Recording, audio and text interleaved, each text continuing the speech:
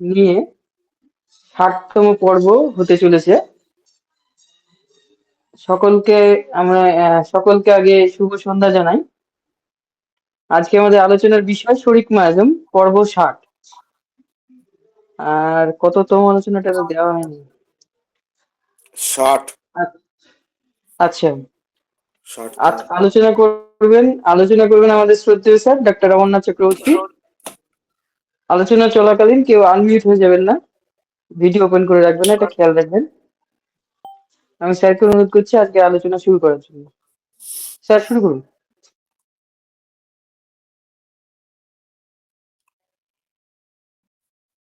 আচ্ছা, আলোচনার প্রথমেই উপস্থিত সকল চিকিৎসক বৃন্দকে আন্তরিক শ্রদ্ধা, প্রীতি শ্রদ্ধা জানাই এবং আমাদের সকলকে হোমি দর্পণের পক্ষ থেকেও প্রীতি শুভেচ্ছা জানাই। তা আজকে হ্যানিম্যানের এই যে ক্লাস, যেটা আমরা হ্যানিম্যানের অর্গানন না, ক্রনিক ডিজিজ বই থেকে আমরা একটু পাঠ করছি। আর কথা হচ্ছে যে আজকে এই পৌর বয়সে এসেও কিন্তু আজকে যখন এই বইগুলো যখন পড়ছি, আগেও পড়েছি, এখনো পড়ছি, তা আমি বুঝতে পারছি আগে পড়ে আমি সব বুঝতে পারিনি। আর এখন যা পড়লাম, এটা পড়েও যে সব বুঝতে পারলাম এটা নিশ্চয়তা নেই। কারণ ব্যাপার হচ্ছে কি, যে ক্রনিক ডিজিজ এইটা হ্যানিম্যানের মেধার সর্বোত্তম সৃষ্টি। যেমন অর্গানন এবং ক্রনিক ডিজিজ, এটা হচ্ছে কোনো সাউন্ড পাচ্ছে না বলছে পার্থ। আপনারা কি শুনতে পাচ্ছেন না? স্যার স্যারের শুনতে পাচ্ছি নেটের স্যার, সমস্যা। শুনতে পাচ্ছি। ও তাহলে পার্থ, তুই ইয়ে কর, ওই একবার কেটে দিয়ে আবার ঢোক। আচ্ছা, তাহলে কি নিয়ে আলোচনাটা করছিলাম? হ্যাঁ,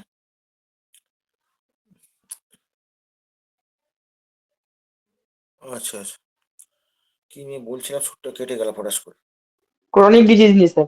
হ্যাঁ, ক্রনিক ডিজিজ এইটা হচ্ছে হ্যানিম্যানের সর্বশ্রেষ্ঠ আবিষ্কার, অর্গানন এবং এই ক্রনিক ডিজিজ। এবং ক্রনিক ডিজিজ হচ্ছে হ্যানিম্যানের সর্বশ্রেষ্ঠ আবিষ্কার এই কারণেই বলি যে রোগের কারণ তত্ত্ব, রোগের কারণ তত্ত্বের একটা আমূল সংস্কার বা পরিবর্তন হ্যানিম্যান করেছেন, যেটা কিন্তু প্রচলিত অন্যান্য মতামতের তুলনায় এটা কিন্তু অনেক বেশি আধুনিক, অনেক বেশি যুক্তিসঙ্গত এবং অনেক বেশি নির্ভরযোগ্য।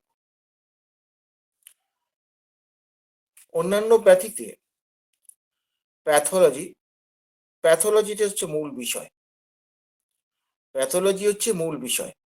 হোমিওপ্যাথিতে বলা হচ্ছে কি, প্যাথোজেনেসিস হচ্ছে মূল বিষয়। প্যাথোজেনেসিস অফ দ্য ডিজিজ বা প্যাথোজেনেসিস অফ দ্য ড্রাগ, এইটা হচ্ছে মূল বিষয়। প্যাথোজেনেসিস নিয়ে বিরাট কিছু আলোচনা করতে চাইছি না। মূল বিষয়টা প্যাথোজেনেসিস বলতে কি বোঝায়, কি প্যাথোজেনেসিস বলতে যেটা বোঝায় সেটা হচ্ছে প্যাথোজেনেসিসের মধ্যে কিন্তু এন্ড রেজাল্টটা কিন্তু প্যাথোলজি। তাহলে প্যাথোলজি কিন্তু প্যাথোজেনেসিসের একটা অংশ।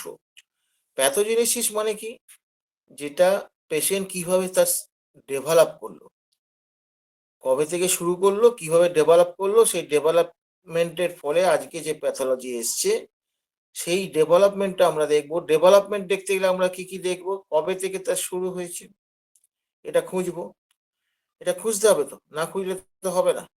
যেমন ধরুন, রিসেন্ট একটা পেশেন্ট দেখলাম, তা এই পেশেন্টের কিন্তু সর্দি কাশি, এটাই তার মূল সমস্যা। তা এটা বিভিন্ন চিকিৎসা করে সেটাকে কিছুটা কমানো গিয়েছে, কিন্তু অ্যাজ এ হোল পেশেন্ট কিন্তু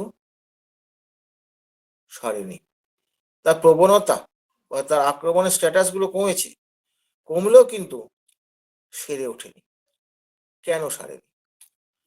দেখা যাচ্ছে কি, যদি ফ্যামিলি হিস্ট্রিটা নিতে গিয়ে আমরা কি দেখতে পাচ্ছি, ফ্যামিলি হিস্ট্রিতে তার কিন্তু তার বাবারও আছে, তার ঠাকুরদারও আছে, তাহলে এই যে বাবার আছে ঠাকুরদার আছে, এই যে চেনটা যেটা, এই চেনটা নিয়ে এসে বর্তমানে তার আছে।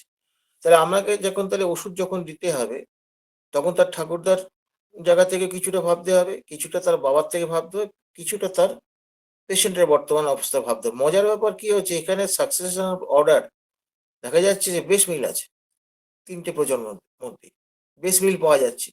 আর বেশ মিল যখন পাওয়া যাচ্ছে যখন, তখন আমি শুধুমাত্র এই পেশেন্টের প্রেজেন্ট কমপ্লেনকে ধরে ওষুধ দেবো, এরকম ব্যাপারটা কিন্তু হোমিওপ্যাথির বিষয় না। প্যাথোজেনেসিস কথাটা বলেছি। প্যাথোজেনেসিস তার মানে এখন যে পেশেন্টের যে রেজাল্টটা যেটা হচ্ছে, এই যে আমরা দেখতে পাচ্ছি, এইটা অনুযায়ী দিলে কিন্তু পেশেন্ট হয়তো উপশম হবে এবং সেটা কিন্তু আল্টিমেটলি সাপ্রেশন হবে। কারণ আগেতে যেটুকু ছিল সর্দি, নাকের মধ্যে গন্ডগোল ছিল, এখন কিন্তু গলার মধ্যে গন্ডগোল শুরু হয়ে গেছে। গলার মধ্যে গন্ডগোল শুরু হয়েছে এবং তার ওই এক ওটা সম্ভবত বোধহয় ওর দাদু মনে হচ্ছে। হ্যাঁ, দাদু, মামার বাড়ির দাদুরও এইরকম অবস্থা। তাকে একজন নামকরা ডাক্তার হোমিওপ্যাথিক, তিনি অ্যালার্জি ওষুধ দেওয়ার পর অ্যালার্জিটা সেরে যায়। সেরে যাওয়ার পর তার কিন্তু ব্রঙ্কাইটিস ডেভেলপ করে এবং সেটাই তিনি ভুগেছেন। এরা এই মানে দাদুর বংশ তো আছে। তাহলে ব্যাপারটা কি যে এই যে তিনি ভুগলেন কেন? তিনি খুব নামকরা ডাক্তার চিকিৎসা করেছেন, এটা হোমিওপ্যাথিক চিকিৎসা হয়েছে। কিন্তু হোমিওপ্যাথিক চিকিৎসা হলে হোমিওপ্যাথি রেজাল্ট তো হয়নি। কারণ ঘটনা হচ্ছে যে আগে তো অ্যালার্জি স্কিন লেভেলে যখন ছিল, তখন তো সে পেশেন্ট কিন্তু শ্বাসকষ্ট তার ছিল না। তাহলে দেখা যাচ্ছে যে ডিজিজ যে ফেনোমেনা গুলো যখনই আমরা এরকম চাপা দিয়ে ফেলছি বা সাপ্রেস করে ফেলছি, তখন কিন্তু একটা ডিপ বা ভাইটাল অর্গানে কিন্তু সেখানে একটা এফেক্ট করছে। এই যে ভাইটাল অর্গানে এফেক্ট করছে, এই এফেক্ট করে এই যে অবজারভেশন, এটা একমাত্র হোমিওপ্যাথিতেই সম্ভব। এবং যারা একটু আধটু হোমিওপ্যাথি নিয়ম মেনে নীতি মেনে যারা করেন, তারা এটা দেখতে পাবেন। এবং এই যে ডিপ, এই যে অবজারভেশন দেখুন, আমরা অন্যান্য প্যাথির সঙ্গে এই জায়গাটা মূল পার্থক্য আমাদের কিছু নেই। কারণ অন্যান্য প্যাথি যেটা করে পেশেন্টের প্রেজেন্ট কমপ্লেনটাকে রিলিভ করার বা সো কল্ড কিওর করার চেষ্টা করে। ঠিক সেম সেম ক্যাটাগরি, সেম চিকিৎসা কিন্তু আমাদের হোমিও সমাজেও কিন্তু তারা করছেন। করতে গেলে কি হচ্ছে, এইরকম কাণ্ডটা হচ্ছে, সাপ্রেশন হয়ে যাচ্ছে। সাপ্রেশন হয়ে কিন্তু তার ভাইটাল অর্গান এফেক্টেড হচ্ছে। তাহলে ব্যাপারটা হচ্ছে কি, যে হোমিওপ্যাথির ক্ষেত্রে যদি আমরা এই সাকসেশন অফ অর্ডার বা তার এই বংশগতির জায়গাটা যদি বিচার না করি, তাহলে আমাদের টোটালিটি অফ সিমটম বলতে কি শুধুমাত্র প্রেজেন্ট কমপ্লেন? তা তো নয়। এই যে প্রেজেন্ট কমপ্লেন গুলো হলো, এটা এলো কি করে? তার সোর্সটা কোথায়? উৎসকে বাদ দিয়ে কিছু হয় কি? আপনি এটা সাধারণভাবে বিচার করে দেখুন না। যদি কোনো নদী তার উৎস যদি হারিয়ে ফেলে বা উৎস যদি ব্লকড হয়ে যায়, সে নদী কিন্তু শুকিয়ে যাবে। তার মানে কি? নদী মরে যাবে বা নদী আহ, তার স্বাভাবিক গতি হারিয়ে ফেলবে। তো এখানেও ঠিক তাই। আমরা যদি এই উৎসের জায়গাটাকে যদি না বুঝতে পারি, সেই জায়গাটা যদি ভাবতে না পারি, তাহলে কিন্তু আমরা ওই রুগীর যে জীবন প্রবাহ, এই জীবন প্রবাহের গতি হারিয়ে ফেলবে বা তার জীবন প্রবাহের অনেক কিছু নষ্ট হয়ে যাবে। ওরে বাবা, এর মধ্যেই 50% হয়ে গেল।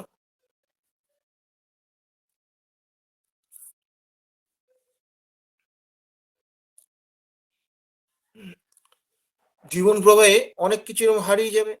আমরা এগুলো জেনেও জানি না বা জানার চেষ্টা করি না, বোঝার চেষ্টা করি না, অবজারভেশন করার চেষ্টা করি না। আমরা সবসময় সাফল্য খুঁজি, যে হ্যাঁ পেশেন্ট যে বিষয়টা নিয়ে এসেছে সেটাকে আমি কমাতে পেরেছি। হোমিওপ্যাথিতে এই কথাটা বলে না। পেশেন্ট হোমিওপ্যাথি সবসময় বলে কি সার্বিকভাবে চিকিৎসা করতে হবে। তাহলে পেশেন্টকে যখন আমি চিকিৎসা করে যখন তার ইমিডিয়েট কষ্টটা আমি কমিয়ে দিলাম, তখন দেখতে হবে সার্বিকভাবে পেশেন্টের উন্নতি হয়েছে কিনা। যদি না হয়ে থাকে, তাহলে বুঝতে হবে আমরা ভুল করেছি এবং সেই ভুলের প্রায়শ্চিত্ত কি শুধু পেশেন্ট করবে? নৈতিকতা কি বলে?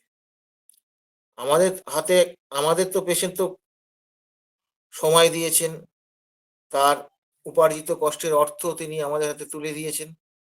হ্যাঁ, অর্থ আমাদের হাতে তুলে দিয়েছেন। তা সত্ত্বেও আমরা কিন্তু তাকে সঠিক চিকিৎসাটা প্রদান করলাম না। এখন অ্যাক্সিডেন্টালি সাপ্রেশন হয়ে গেল, সেটা হতে পারে। আমরা তো সর্বজ্ঞ নয়। কিন্তু কথা হচ্ছে যে আমরা যে চিকিৎসাটা করছি আমরা বুঝে চিকিৎসা করছি না। বুঝে যদি ওষুধ না দেই তাহলে পেশেন্টের এই সর্বনাশগুলো হবে, সাপ্রেশন গুলো হবে। তো ফলে আমাদের কিন্তু একটা ওষুধ দেওয়ার ব্যাপারে কিন্তু প্রচন্ড সতর্ক থাকতে হবে যাতে পেশেন্টের কোনো রকম অসুবিধা কিছু না হয়। এইবার আসা যাক, তাই তাহলে বুঝতেই পারছেন যে আমাদের কিন্তু এই সতর্কতার ঘাটতি আছে। এই যে ঘাটতি যেটা আমরা মনে করি ওষুধ একবার ঠিক সিলেকশন করতে হলে আর চিন্তার কোনো কারণ নেই, একদম ফাটিয়ে দেবো। এটা অল্প বয়সে তারুণ্যের উচ্ছ্বাস আমাদেরও ছিল, ফাটিয়ে দেবো। কিন্তু যখন ফাটিয়ে দিতে গিয়ে যখন দেখা যাচ্ছে পেশেন্টের অবস্থা খারাপ হয়ে যাচ্ছে বা পেশেন্ট যখন খুব আমাকে ছেড়ে চলে যাচ্ছে, হোমিওপ্যাথির বদনাম করছে, তখন আমরা ভাবছি কি আমি তো এত খাটলাম, পেশেন্ট আমাকে বুঝলো না, একটু বেড়ে গেল বলে ইয়ে গেল, বুঝলো না, সে চলে গেল। আমরা সবসময় কিন্তু নিজেদের দোষটাকে ঢাকতে চাই বা নিজের দোষ নিয়ে ভাবতে চাই না। এবার দেখুন, এই যে পেশেন্ট এখানে হ্যানিম্যান কি বলছেন, এখানে যে আলোচনা যেটা করছেন সেখানে কি বলছেন যে ওষুধ দেওয়ার পর decided in the first 16, 18 or 20 days or করে দিয়েছেন 16, 18 or 20 days of the action of the medicine which has been given in too large a dose। তারা বলছেন কি একটা ওষুধ দেওয়ার পরে এখানে হ্যানিম্যান যেটা বলছেন 16 দিন, 18 দিন, 20 দিন অপেক্ষা করার কথা বলেছেন। তার মানে কি এখানে 16 দিন, 18 দিন অথবা 20 দিন, তার মানে কি ফিক্সড ডেট বলা সম্ভব নয়, কারণ ইন্ডিভিজুয়াল পার্সন আমরা কেউ 16 দিনে, 16 দিন, 18 দিন, 20 দিন। তার মূল কথাটা কি হ্যানিম্যান বলছে যে ওষুধ দেওয়ার পর তার অ্যাকশনটা অবজার্ভ করতে হবে। ওষুধটা দেওয়ার পর তার আমরা অবজার্ভ করব। এই যে অবজার্ভ করব যেটা আজকাল দেখুন কি হচ্ছে, একটা পেশেন্টকে বিশেষ করে এখন সেন্টিসিমারের ক্ষেত্রে যদিও এরকম ভাবে দেওয়ার সুবিধাটা নেই, সেটা নয় দিলাম, কিন্তু 50 মিলিসিমারের ক্ষেত্রে কি হচ্ছে, অবজারভেশন হচ্ছে কি, মোটেই অবজারভেশন হচ্ছে না। সেখানে কি করা হচ্ছে, একদম ধামাকা অফার, 01, 02, 03, 04। এই যে ধামাকা অফার, আজকে ধরুন এত বছর প্র্যাকটিস করেও আমরা কিন্তু 100% শিওর হতে পারি না এই ওষুধটা দিলাম, এই ওষুধটা আমার সঠিক নির্বাচিত হয়েছে। শুধু সঠিক নির্বাচনের উপর রোগ সারে না, পেশেন্টের অবস্টাকল টু রিকভারি আছে কিনা সেটা একটা ব্যাপার আছে। তার লাইফস্টাইলে বিশেষ কোনো গন্ডগোলের জন্য সে তার আরোগ্যে বাধাপ্রাপ্ত, এটা হতে পারে। হুম, লাইফস্টাইল হতে পারে, তার হচ্ছে মেন্টাল কন্ডিশনে তার এমন কিছু অসুবিধা আছে যার জন্য সে সারবে না। তার শুধুমাত্র যে একটা সঠিক ওষুধ নির্বাচন করলে রুগী সেরে যাবে বা কেল্লা পথে বা মার দিয়া কেল্লা, এইরকম বিষয়টা নয়। একটা পেশেন্ট আরোগ্য হতে গেলে পরে তার অনেকগুলো ফ্যাক্টর সেখানে জড়িয়ে থাকে, যে ফ্যাক্টরগুলোকে আমরা যদি বুঝতে না পারি তাহলে আলটিমেটলি আমরা কিওর করতে পারবো না। আপনি একটা গাড়ি ছাড়লেন মূল লক্ষ্যে পৌঁছাবার জন্য, কিন্তু গাড়িটা তো ছাড়লেন, গাড়িটা ছাড়লে কি গাড়িটা মূল লক্ষ্যে পৌঁছে যাবে? তা তো নয়। অনেক রাস্তা কাটিয়ে তার বাধা বিঘ্ন সব এড়িয়ে তবে তো নিরাপদে গিয়ে পৌঁছতে পারবে। তাহলে সেখানে এই যে বাধা বিঘ্ন যে আমরা এড়িয়ে চলে যাব, তার রাস্তাটা সে অবজারভেশন করছে, রাস্তাটার সাথে অবজারভেশন করছে, তো অবজারভেশন করে ড্রাইভার আলটিমেটলি তাকে কিন্তু গন্তব্যস্থলে পৌঁছে দিচ্ছে এবং সেখানে স্টিয়ারিংটা ড্রাইভারের হাতে থাকে। ফলে একটা সুবিধা আছে, সেখানে তিনি কিন্তু দরকার বলে গাড়ি স্টপ করে দিয়ে তারপর আবার ধীরে সুস্থে দেখে শুনে যেতে পারেন, কিন্তু আমাদের হাতে স্টিয়ারিং থাকে না। আমরা যখন একটা ওষুধ দিয়ে ফেলি তখন কি হয়, সেটা ভাইটাল ফোর্সের হাতে তো স্টিয়ারিংটা চলে যায়, তখন আমাদের হাতে আর থাকে না, আমাদের কথা অনুযায়ী চলবে না।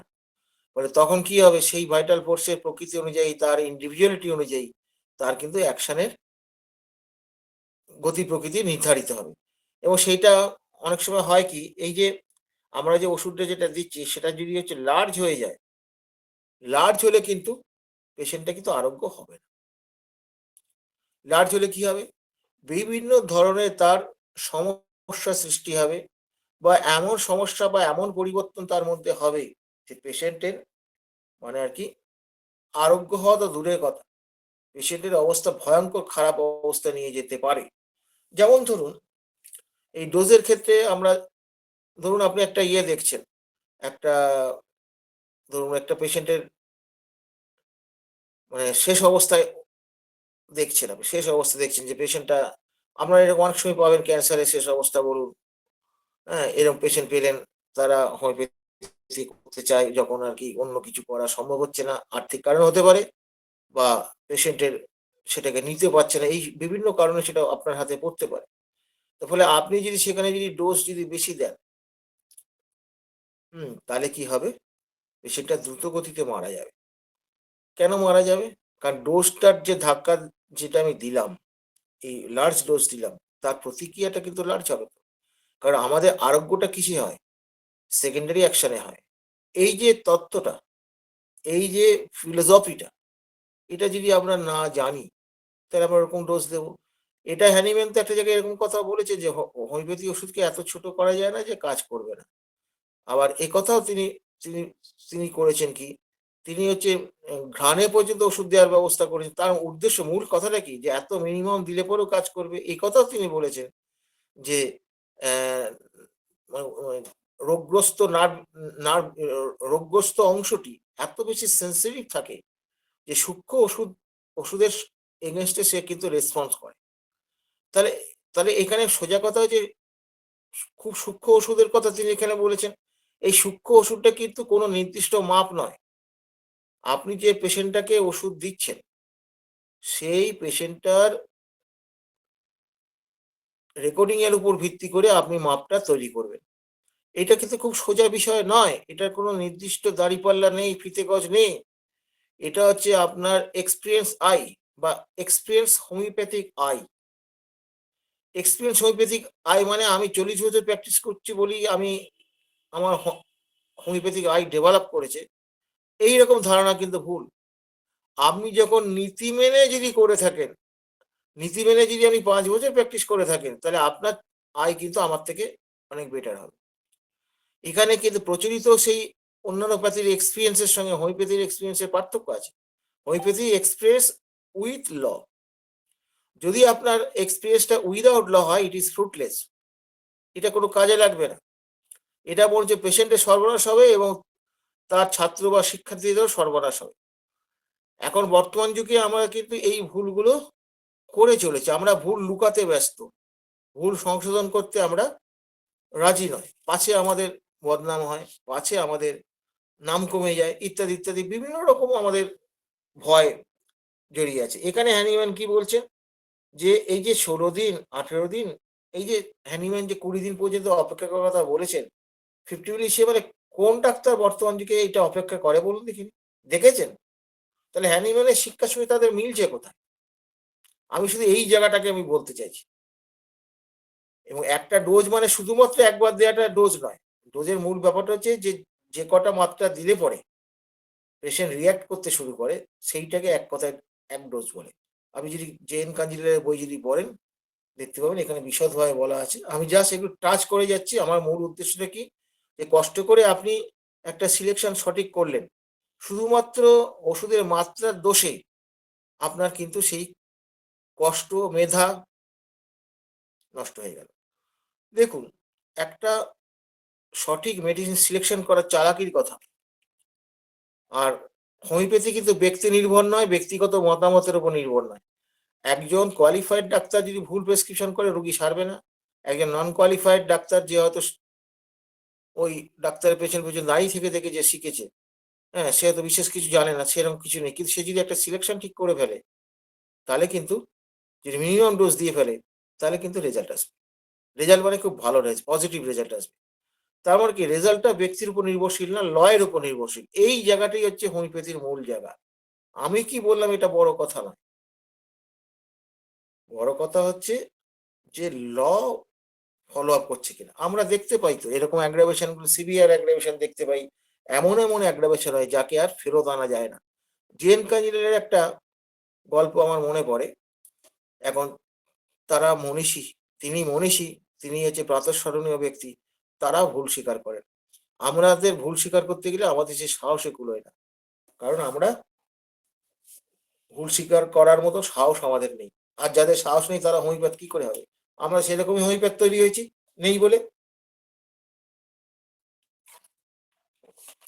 সেখানে যেই জেন কাঞ্জিলাল সম্ভবত যতদূর মনে পড়ছে তার এক বৌদিকে ওই ওষুধ দিয়েছিলেন এবং সে লার্জ ডোজ হয়েছিল এবং হাই পাওয়ারও হয়ে গেছিল। সেই ডোজ দেওয়ার জন্য এত সিভিয়ার অ্যাগ্রাভেশন হলো স্কিন ডিজিজের যে আলটিমেটলি তিনি তো কোনোভাবে সারাতে পারলেন না এবং সেই ভদ্রমহিলা সুইসাইড করে মারা গেলেন। এই হচ্ছে তার ইতিহাস।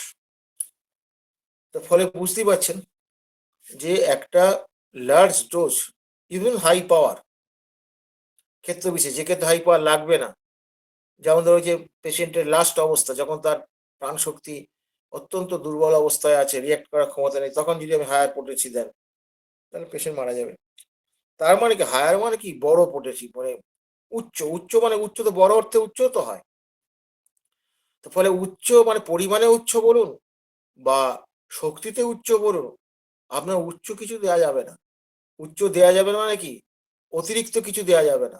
এই যে মাপটা যেটা করা, এই মাপটা কিন্তু আপনার তো প্রথাগত মাপ নয়, এটা হচ্ছে আপনার হোমিওপ্যাথিক আই বা এক্সপিরিয়েন্স আই, চোখ আপনাকে এটা শেখাবে। এবং আপনারা যখন একটা পেশেন্টকে ওষুধ দিয়ে যখন আপনারা বুঝতে পারবেন যে আমি এই জায়গাগুলো ভুল করে ফেলেছি, সংশোধন করতে হবে। কিছু কিছু রোগের ক্ষেত্রে দেখবেন মানে আর কি লার্জ ডোজ দেওয়া খুব রিস্কি, আপনারা এগুলো দেখতে পারেন। এই ক্ষেত্রে আপনাদের প্যাথোলজিক্যাল নলেজটা অত্যন্ত জরুরি। তো ফলে এই লার্জ ডোজ সম্পর্কে কিন্তু হ্যানিম্যান আমাদের সতর্কতা করেছেন এবং কি বলেছেন যে কিছু গ্যাপ দিয়ে দেখতে বলেছেন, অ্যাকশনটা দেখতে বলেছেন। তাহলে দেখুন বর্তমান যুগে আপনারা যেটা দেখতে পাচ্ছেন যে আমি 50 মিলিসিমারের ক্ষেত্রে সেখানেও হ্যানিম্যান অ্যাট সুটেবল ইন্টারভেল কথাটা বলেছে, সেই কথাটাকে গুলে মেরে ফেলেছে। কারণ এক জায়গাতে হ্যানিম্যান বলেছে যে পরপর দেওয়া যাবে, তা পরপর দেওয়া গেলে সুটেবল ইন্টারভেলটা বাদ দিয়ে দিলে তো দেওয়ার উপায় এসে গেল। এই দেখো হ্যানিম্যান তো বলেছেন, হ্যানিম্যান বলেছেন কোন পার্সপেক্টিভে বলেছেন, কোন পরিস্থিতিতে তিনি বলেছেন, সেটা আমাকে তো বুঝতে হবে। হ্যানিম্যান তো তার এক্সপিরিয়েন্সের ভিত্তিতে, অবশ্যই নীতিভিত্তিক এক্সপিরিয়েন্সের ভিত্তিতে তিনি কিন্তু এইটা দেখেছেন, দেখে তারপর আমাদের শিক্ষা প্রদানের জন্য তিনি এই কথাটা বলেছেন। ফলে আমরা এই জায়গাটা ভুলে গেলে কি করে চলবে লার্জ ডোজের ব্যাপারে, এবং অপেক্ষা করে দেখে না অ্যাকশনটাকে দেখে নেয়া। তার মানেটা কি অ্যাকশনটা দেখে নেওয়া মানে আপনি যদি বুঝে নেন যে আমি হ্যাঁ ওষুধটা আমি ঠিক ঠিক দিয়েছি, তাহলে ঠিক এটা তো বুঝে নিতে হবে। তারপর তো পরবর্তী প্রেসক্রিপশন গুলো রেপিটেশন এইগুলো সব বা হায়ার পোটেন্সি দরকার বলে দেবে, সেসব অন্যের ব্যাপার। কিন্তু বাস্তবতা হচ্ছে এই যেটা আমার, যেটা এই পৌর বয়সে যেটা মনে হয়েছে, একটা সিমিলিমাম 0.1 পোটেন্সি, ইভেন দানা দানা একটি দানা, পার্থ তো সাক্ষী আছে, পার্থ তো জানে ঘটনাটা। রিসেন্ট আমার কয়েকটা কেস হয়েছে, একটা দুটো না বেশ কয়েকটা কেস হয়েছে, ক্যান্সারের কেস আমি দেখেছি। একটা দানা 50 মিলিসিমেলে 0.1 একটা দানা তাতেই কাঁপিয়ে দিয়েছে। একটা আবার অ্যাগ্রাভেশন হয়েছিল দিন সাথে, পরে তো আমি খুব ভয় পেয়ে গেছি। আমি বললাম তখন আমার কেশি দাসের কথা মনে পড়ে, আমি ফেলে দেওয়া ডোজটা কেন দিলাম। আসলে কি জানেন তো, সবসময় আমরা বুঝতে পারি না কি, অনেক সময় আমাদের কুড়েমিও গ্রাস করে। আচ্ছা ফেলে দেওয়া সব করবো, থাক দিয়ে দিয়ে একটা দানা তো। আসলে ব্যাপারটা হচ্ছে যে একটা দানা যে কারো মৃত্যুর কারণ যেমন হতে পারে, আরোগ্যের কারণ হতে পারে। আমাদের এই এই গাফিলতি বা সিনসিয়ারিটির অভাব আছে আমাদের।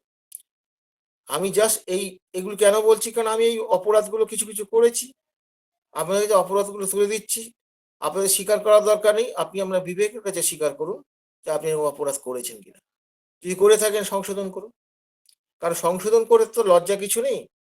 আমরা হ্যানিম্যানের পাদতলে বসে কি শিখছি না, নিজেদের সমৃদ্ধি করার জন্য এবং সংশোধিত পদ্ধতিতে, সঠিক পদ্ধতিতে হোমিওপ্যাথিকে প্রয়োগ করার একটা প্রচেষ্টার জন্যই আমরা রাত জেগে এইসব আলোচনা করছি।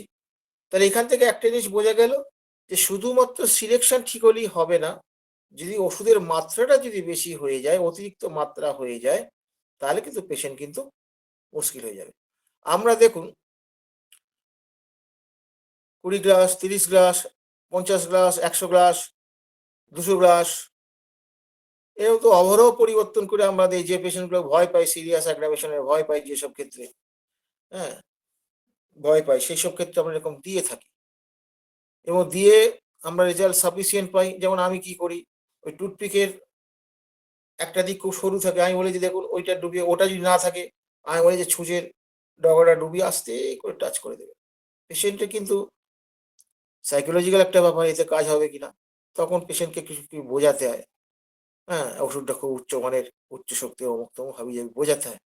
আর ঘটনা হচ্ছে যে স্থূল চিন্তাভাবনা, জড়বাদী চিন্তাভাবনা আপনার আচ্ছন্ন। ইভেন আমরা হোমিওপ্যাথরাও কিন্তু এই আচ্ছন্ন বা এই মোহমুক্ত থেকে আমাদের নিজেদের মুক্ত করতে পারেননি। যার জন্য তো হ্যানিম্যান আনপ্রেজুডিস অবজারভার হওয়ার কথা বলেছেন। আমার তো মনে হয় না আনপ্রেজুডিস অবজার্ভার আমি মৃত্যুর আগে পর্যন্ত 100% হতে পারব। তবে আমাদের প্রচেষ্টায় আমরা ধীরে, ধীরে আমাদের শিক্ষকদের আশীর্বাদে ধীরে, ধীরে আমাদের প্রেজুডিস গুলোকে কাটিয়ে আমরা এগিয়ে চলেছি এবং এই রাত জাগার উদ্দেশ্যই একটা নিজেদের ভুল ধরা, নিজেদের মোহমুক্তি করা এবং রোগীর সার্বিক কল্যাণ করা। তাহলে কি হলো? টু লার্জ ডোজের ব্যাপারটা গেল। অপেক্ষা করার কথাটা বললাম। অপেক্ষা করার কথাই যে হ্যানিম্যান যেটা বলেছেন, এটা কি সেন্ট্রিসিমালের ক্ষেত্রে আমরা জানি অপেক্ষা করতে হয়। ফিটুইনিসিমালে এখানে আলাদা করে বলেছেন কিছু? তা কর্নিলিয়াসকে যদি ফিটুইনিসিমাল ট্রিটমেন্ট করতে হয় সেখানে অপেক্ষা করব না কেন? অর্গানানও বলা আছে। সুটেবল ইন্টারভাল কতদিন পরে দেখতে হবে। এই যে কথাটা হ্যানিম্যান বলেছেন, অনেকে আবার কি করেছেন, এমন অন্ধ এরা, ওই যে হ্যানিম্যান বলেছেন যে ১৬ দিন কি ১৮ দিন কি ২ সপ্তাহ পরে অপেক্ষা করতে হবে। তারপরে যদি দেখা যায় যে পেশেন্টের যদি সেই ওষুধটা যদি কাজ করতেও থাকে, এরা কি করে? রিপিট করে দেয়। রিপিট করে দেয় কারণ হ্যানিম্যান তো বলেছেন এতদিন পরে অপেক্ষা করতে বলেছেন। তাহলে এইখানে পেশেন্ট তারা কিন্তু এই জায়গাটা তারা কখনোই বোঝেন না যে পেশেন্টের স্বতন্ত্রতা অনুসারে চলতে হবে। এটা কি হ্যানিম্যান লঙ্ঘন করতে বলেছেন? না দিনটাকে মেইনটেইন করতে বলেছেন? দিনটা তিনি বলেছেন। হ্যানিম্যান তো এক জায়গায় এরকম বলেছেন প্রেগন্যান্ট ওমেনদের সালফার দিতে হবে। তা আমি সালফার দিয়ে আচ্ছা ধাক্কা আমি খেয়েছিলাম জীবনে। তা আমি ডাক্তার কেসি দাসের কাছে বকাও খেয়েছিলাম। কিন্তু হ্যানিম্যান একথা বলেছেন। কিন্তু হ্যানিম্যান একথা বলেছেন কি? যে তার যদি সালফারের কোনো সিম্পটম না থাকে তবু তাকে সালফার দিতে হবে। এই কথা তো বলেননি। আসলে আমরা একেকটা অংশকে আমাদের নিজেদের মতন করে অর্থ করে নিই। এখানেও আমাদের ভাবনা চিন্তার মধ্যে সার্বিকতার অভাব। শুধু রোগী দেখার ক্ষেত্রে সার্বিকতা নয়, আমাদের চিন্তা ভাবনার মধ্যেও সার্বিকতার অভাব। এই জায়গাগুলো যতক্ষণ না আমরা মনিটর করে আমরা নিজেদের সংশোধন করতে পারবো, আমরা ভালো জায়গায় পৌঁছতে পারবো না। এই একটা জায়গায় পৌঁছতে বছরের পর বছর মানুষের কেটে যায়। বিষয়টা কিন্তু সোজা নয়। আজকে আমি এত বছর প্র্যাকটিস করে আমি স্বীকার করছি যে আজকে এই বইটা আমি যখন পড়েছি তখন সব বুঝিনি। এখন পড়ছি, এখনো অনেক কিছু বুঝছি। ৫ বছর পড়লে দেখবো না গো, এই জায়গাগুলো তো ঠিক বোঝা হয়নি। কারণ এখানে তার একটা কমার বা সেমিকোলনের বা একটা ব্র্যাকেটের অনেক মূল্য সবসময় আমরা বুঝতে পারি না। কারণ সেই মেধা নেই তো আমাদের। আমরা তো ঘষাঘষি করে একটু চকচকে হয়েছি এই পর্যন্ত বলতে হবে। মেধা নেই আমাদের। তবুও আমাদের চেষ্টা করতে হবে, যেহেতু আমরা এই পেশায় চলে এসেছি, আমাদের চেষ্টা করতে হবে। এবং এই লার্জ ডোজ হয়ে গেলে কি হবে? অ্যান্টিডোট করতে বলেছেন উনি। আমি আমি ক্ষমা চাইছি, আমি অ্যান্টিডোট ব্যাপারটা আজও পর্যন্ত ভালো বুঝি না। এটা আমার অক্ষমতা হতে পারে। আমি আজও পর্যন্ত ভালো বুঝি না। কয়েকবার চেষ্টা করে আমি ধাক্কা খেয়ে আমি হাত তুলে দিচ্ছি। এটা আমার গুরু ডাক্তার তপন কাজীদারকে বলেছিলাম। দেখ ওইভাবে অ্যান্টিডোট করা অত সোজা নয় বাবা। একটা ডায়নামিক মেডিসিনকে কেটে ফেলা এত সোজা নয় বাবা। হ্যানিম্যান যেভাবে বলছেন, কিন্তু এটা যদি তার লাইফস্টাইলটা পাল্টে দিয়ে তার মানে খাদ্য অভ্যাস, ঘুম, তার চিন্তাভাবনা এগুলো কাউন্সেলিং করে বুঝিয়ে দিয়ে এবং অপেক্ষা করা। এই অপেক্ষা করা যেহেতু ওষুধটা যেহেতু আমার সিলেকশনটা তো ঠিকই হয়েছিল। অপেক্ষা করাটা কিন্তু একটা উপায়। আরেকটা কথা তিনি বলতেন যে কিছুটা মিনিমাইজ হয়ে আসুক। তারপরে সিম্পটোম্যাটোলজি দেখে একটা আলাদা অ্যান্টিশরিক দিতে হবে। এবার এখানে হ্যানিম্যান কি বলছেন যে আইদার কি করতে হবে যে প্রেসক্রাইবিং এ অ্যান্টিডোট, আমি আগেই হাত তুলে দিয়েছি। অ্যান্টিডোট আমি খুব ভালো বুঝি না। মানে আইনত অ্যান্টিডোট করা যেতে পারে, ওটাকে কাটাবার জন্য করা যেতে পারে। কিন্তু বাস্তবে হচ্ছে আমি ভালো বুঝি। আমি অপেক্ষার নীতিতেই থাকি। If this is not yet known, যদি এটা জানা না থাকে, এই দেখুন হ্যানিম্যান কিন্তু এই কথাটা বলে, যদি এটা জানা না থাকে, আমি স্বীকার করবো আমার জানা নেই, তার তখন আমি কি করব? তাহলে হ্যানিম্যান আমাদের কোন কথাটা বলে দিয়ে যান? তিনি জানেন যে তিনি যা আবিষ্কার করেছেন, তিনি জানেন যে এটা গোটা ওয়ার্ল্ডে এটাকে অ্যাকসেপ্ট করার মতন মুষ্টিমেয় লোক ছাড়া কেউ করতে পারবে না। তখনও করতে পারেননি, এখনো নয়। ইয়েট নট নোন, যদি এটা জানা না থাকে, by giving another antipsoric medicine fitting as well as possible, যতটা সম্ভব আরেকটা অ্যান্টিসোরিক আমাকে দিতে হবে। তার মানে বোঝা যাচ্ছে যে ওখানে কি থেকে দেবো, সিমটম গুলো তো বেড়ে গেছে, বা ওই সিমটম গুলো কি থেকে দেবো, এখানেও কিন্তু intensity of the drug and pace of the symptom, কিভাবে তার কি গতিতে সেটা ডেভেলপ করলো, এই জায়গাগুলো একটু দেখে আমরা কিন্তু একটা ওষুধ দিতে পারি, এটা দিতে পারি আমরা। এবার তারপর another antipsoric medicine fitting as well as possible indeed in a very moderate dose, খুব মিনিমাম ডোজে আমরা, মডারেট ডোজে, সোজা কথা খুব কম মাত্রায় দেবো। তাহলে মাত্রা ব্যাপারটা কিন্তু খুব ছেলে খেলার বিষয় নয়। আপনার মাত্রা ভুলের জন্য আপনার আরোগ্য হাতছাড়া হয়ে যাবে, আরোগ্য হাতছাড়া হয়ে যাবে। এটা বড় আফসোস নয় কি? একটা সিলেকশন করা রেকর্ডিং করে কি ছেলে খেলা নাকি?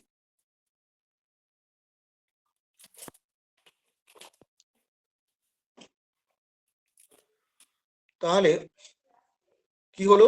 Giving another antipsoric medicine as well as possible and indeed a very moderate dose, if this does not suffice, যদি এটা মানে যথার্থ না, যথেষ্ট না হয়, to extinguish the injurious medicinal disease, এই অ্যাগ্রাভেশন যেটা হয়েছে লার্জ ডোসেজের জন্য, তিনি কি বলছেন যে এই যে মেডিসিনাল যে ডিজিজ হয়েছে যেটা, এইটাকে ধ্বংস করার জন্য বা দূর করার জন্য যদি এটা সাফিসিয়েন্ট না হয়, another still should be given homeopathically suitable, যদি এটা যদি না হয় তাহলে কিন্তু আরেকটা আমরা অ্যান্টিসোরিক দিতে পারি, যদি সেটা পসিবল হয়, অ্যাজ পসিবল, যতটা সম্ভব। তার মানে বোঝা যাচ্ছে আমি অ্যান্টিসোরিক থেকে বেরিয়ে আসবো না, এটা হচ্ছে ঘটনা। এরপরে কি আছে, এইটুকু গেলাম। তারপর কি বলছে, now when the stormy assault caused by too large a dose of medicine, although homeopathically selected, has been assuaged through an antidote or later use of some other antisoric, then later on the same antisoric is then on the antisoric remedy, so that when had been hurtful only because of its large doses can be used again. তাহলে Hahnemann কি বলছেন এখানে, কি বলছেন এই ক্ষেত্রে? তিনি কি বলছেন যে আমরা দেখতে পারি, সেটা কি দেখতে পারি? তিনি বলে এই যে স্টর্মি অ্যাসাল্ট, মানে ঝড়ের মতন এই যে আঘাত, এই যে আমি লার্জ ডোজ দেওয়ার জন্য যে ঝড়ের মতন যে আঘাতটা যেটা হয়েছে, এই আঘাতটাকে যদি আমরা এই লার্জ ডোজের জন্য যেটা হয়েছে, হ্যাঁ, সেটা কি করবো? যদিও মেডিসিনটা homoeopathically selected, although homoeopathically selected, has been assuaged through an antidote, অ্যান্টিডোটের দ্বারা উপশম হয়েছে, উপশম দিতে পেরেছি, এরকম হতে পারে, অথবা letter use of other antipsoric, আরো অ্যান্টিসোরিক ইয়ে করতে পারি। তারপর লাস্টে গিয়ে কি বলছে, দ্য সেম অ্যান্টিসোরিক রেমেডি, মানে আবার যেটা তার ইয়ে ছিল, সিমিলিমাম ছিল, সেটাকে আবার আমরা দিতে পারি। বোঝা গেছে ব্যাপারটা? দুধে জল মেশানো আমাদের অনুচিত কাজ, কিন্তু দুধটা যখন উঠলে পড়ে গেছে, তখন যদি আমি সাঁড়াশি দিয়ে তুলতে যান, সাঁড়াশি হাত দিয়ে ধরে তুলতে যান, অনেকটা দুধ পড়ে যাবে। উচিত হচ্ছে একটু জল ছিটিয়ে, কারণ দুধের মধ্যে তো জল আছে, যেমন অ্যান্টিসেরিক দিতে বলছেন, এখানে দুধের মধ্যে জল, ওই একটু জল দিলে ওটা নেমে গেলে এবার তো নামিয়ে। এই যে হ্যানিম্যানের যে কথাটা বললেন, এই কথাটা কিন্তু অত্যন্ত গুরুত্বপূর্ণ। এবং আমাদের এক্সপিরিয়েন্স যেটা বলে, আমি যেটা দেখেছি, আমি এটা দীর্ঘদিন ধরে এক্সপিরিয়েন্স ইয়ে করে দেখেছি, সেটা হচ্ছে কি, ওই ওষুধের লোয়ার পোটেন্সি, দিলে পরে অনেক ক্ষেত্রেই আমরা দেখেছি যে রেজাল্ট খুব ভালো এসেছে, যেটা এখানে হ্যানিম্যান বলেননি। এটা আমাদের প্র্যাকটিক্যাল এক্সপিরিয়েন্স থেকে আমরা দেখেছি। অনেক সময় হয় কি, এটাও দেখেছি, স্কেল চেঞ্জ করে দিলে পরেও কিন্তু এটা হতে পারে। এখন এই ক্ষেত্রে আইডিয়াটা খুব লাগবে যে আমি একটা এই পোটেন্সি দিয়েছি, তার এগেন্সে কোন স্কেল চেঞ্জ করে কোন পোটেন্সি দেবো। যে কোনো দিলে তো হবে না, এবং সেটা দেবো। সেই ক্ষেত্রে কিন্তু একটা জিনিস মনে রাখতে হবে, যাতে লার্জ না হয়ে যায়। লার্জ হলে তো পেশেন্টের সর্বনাশ হয়ে যাবে, আবার সেই ঝামেলায় পড়ে যাবে। তাহলে দেখুন, এই যে লার্জ ডোজ, যেটা আপনারা দেখতে পাবেন বহু লোকের প্রেসক্রিপশনে দেখতে পাবেন লার্জ ডোজ দিয়ে যাচ্ছে, দিনের পর দিন খাইয়ে যাচ্ছে। এই যে ব্যাপারটা, এই জায়গাগুলো কিন্তু আমাদের সতর্কতা। এগুলো কি করে, শুধুমাত্র পেশেন্টের এরকম ক্ষতি করে তা না, এমনকি ডিসিমিলার যদি হয়ে থাকে সেক্ষেত্রে ড্রাগ ডিজিজ তৈরি করে। সে আর্টিফিশিয়াল ক্রনিক ডিজিজ যাকে বলা হয়, it is more dangerous than a chronic disease. Chronic disease থেকে এটা আরো বেশি ডেঞ্জারাস, আরো বেশি ক্ষতিকারক। আচ্ছা, এবার কি বলছেন, তাহলে আমরা আবার পুনরায় ওই ওষুধ দিয়ে চলে আসবো। হ্যাঁ,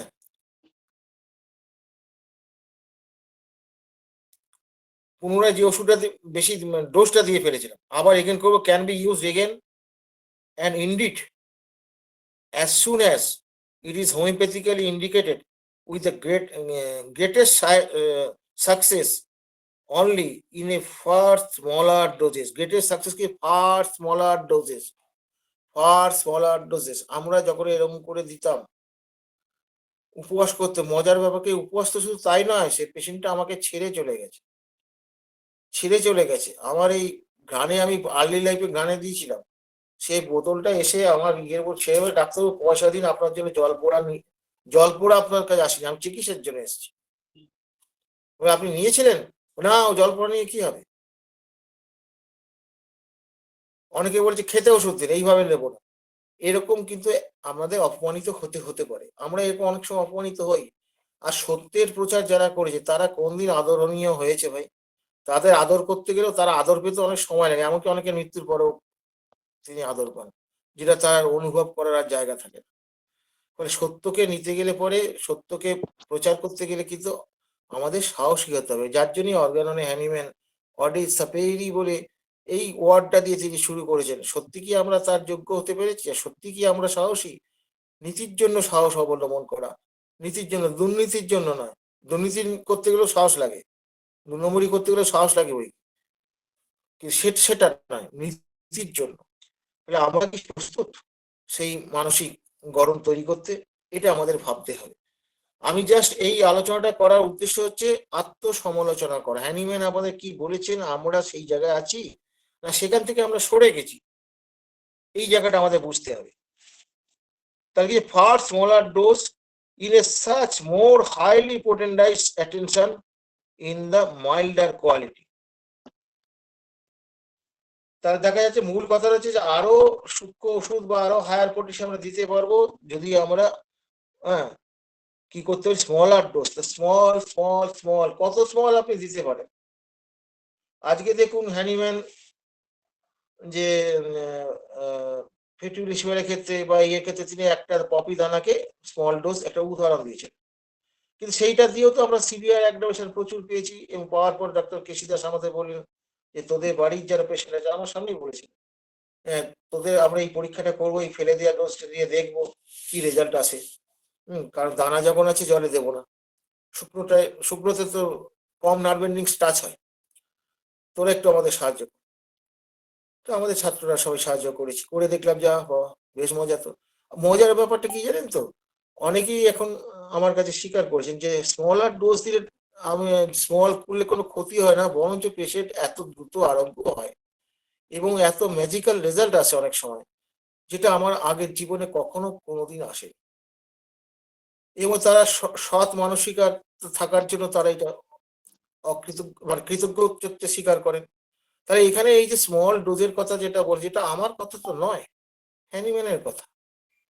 হোমিওপ্যাথিতে এই যে জায়গাটা যেটা আছে যে অ্যাজ মাস অ্যাজ পসিবল, এটা হচ্ছে অন্যান্য pathy as much as possible মানে কত মিলিগ্রাম বেশি, যতটা সম্ভব বেশি দিতে পারি, এটাই যেমন তাদের ধারণা। হোমিওপ্যাথিতে তা বলা হচ্ছে না, অ্যাজ মাস অ্যাজ পসিবল, ঠিক বিপরীত। এই বিপরীত মেরুর মধ্যে যে কোনো একটা সত্য। এবং আমাদের যেটা সত্য যেটা, সেটা তো আমরা তো ড্রাগ প্রুভিং করে আমরা পেয়েছি, রুগী সারিয়ে পেয়েছি, কিন্তু এটা মানা যাচ্ছে না।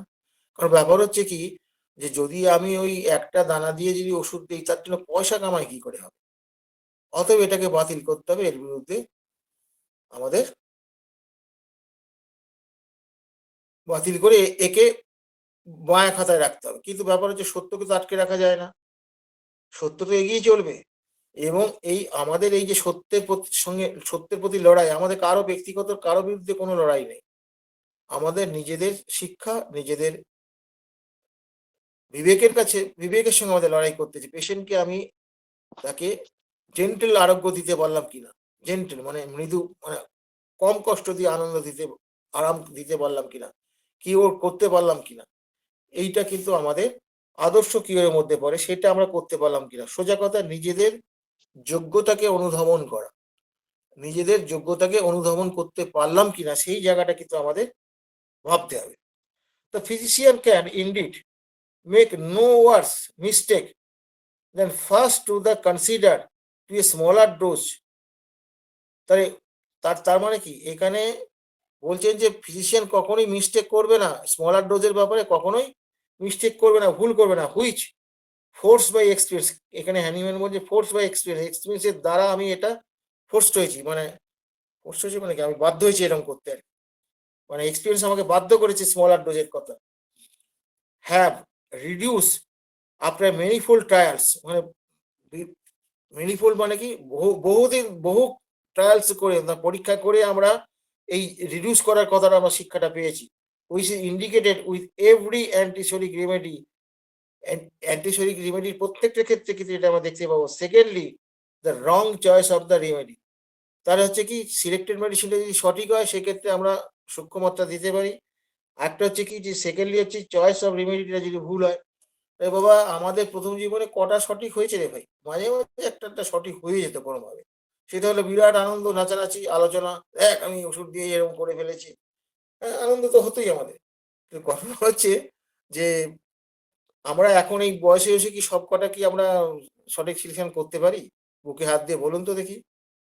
সত্যের মুখোমুখি হন, আমাকে বলার দরকার নেই, নিজের বিবেকের কাছে আপনি প্রশ্ন উত্তর দেন, তাহলেই বুঝতে পারবেন। আপনাকে পেশেন্ট কিন্তু কম পয়সা দেয়নি, সব দিয়েছে, কিন্তু আপনি তাকে দিতে পেরেছেন কি? ভাবুন। আর আমি এটা সমালোচনা করতে চাই না, এটা আত্মসমালোচনা আমাদের করতে হবে। যদি আমরা আত্মসমালোচনা করে নিজেদের সংশোধন না করতে পারি, হোমিওপ্যাথি বাঁচবে না, হোমিওপ্যাথি নষ্ট হয়ে যাবে। তাহলে রং চয়েস হলো, অ্যান্ড কি বলেছেন, থার্ডলি হচ্ছে কি, হ্যাসেন্ট,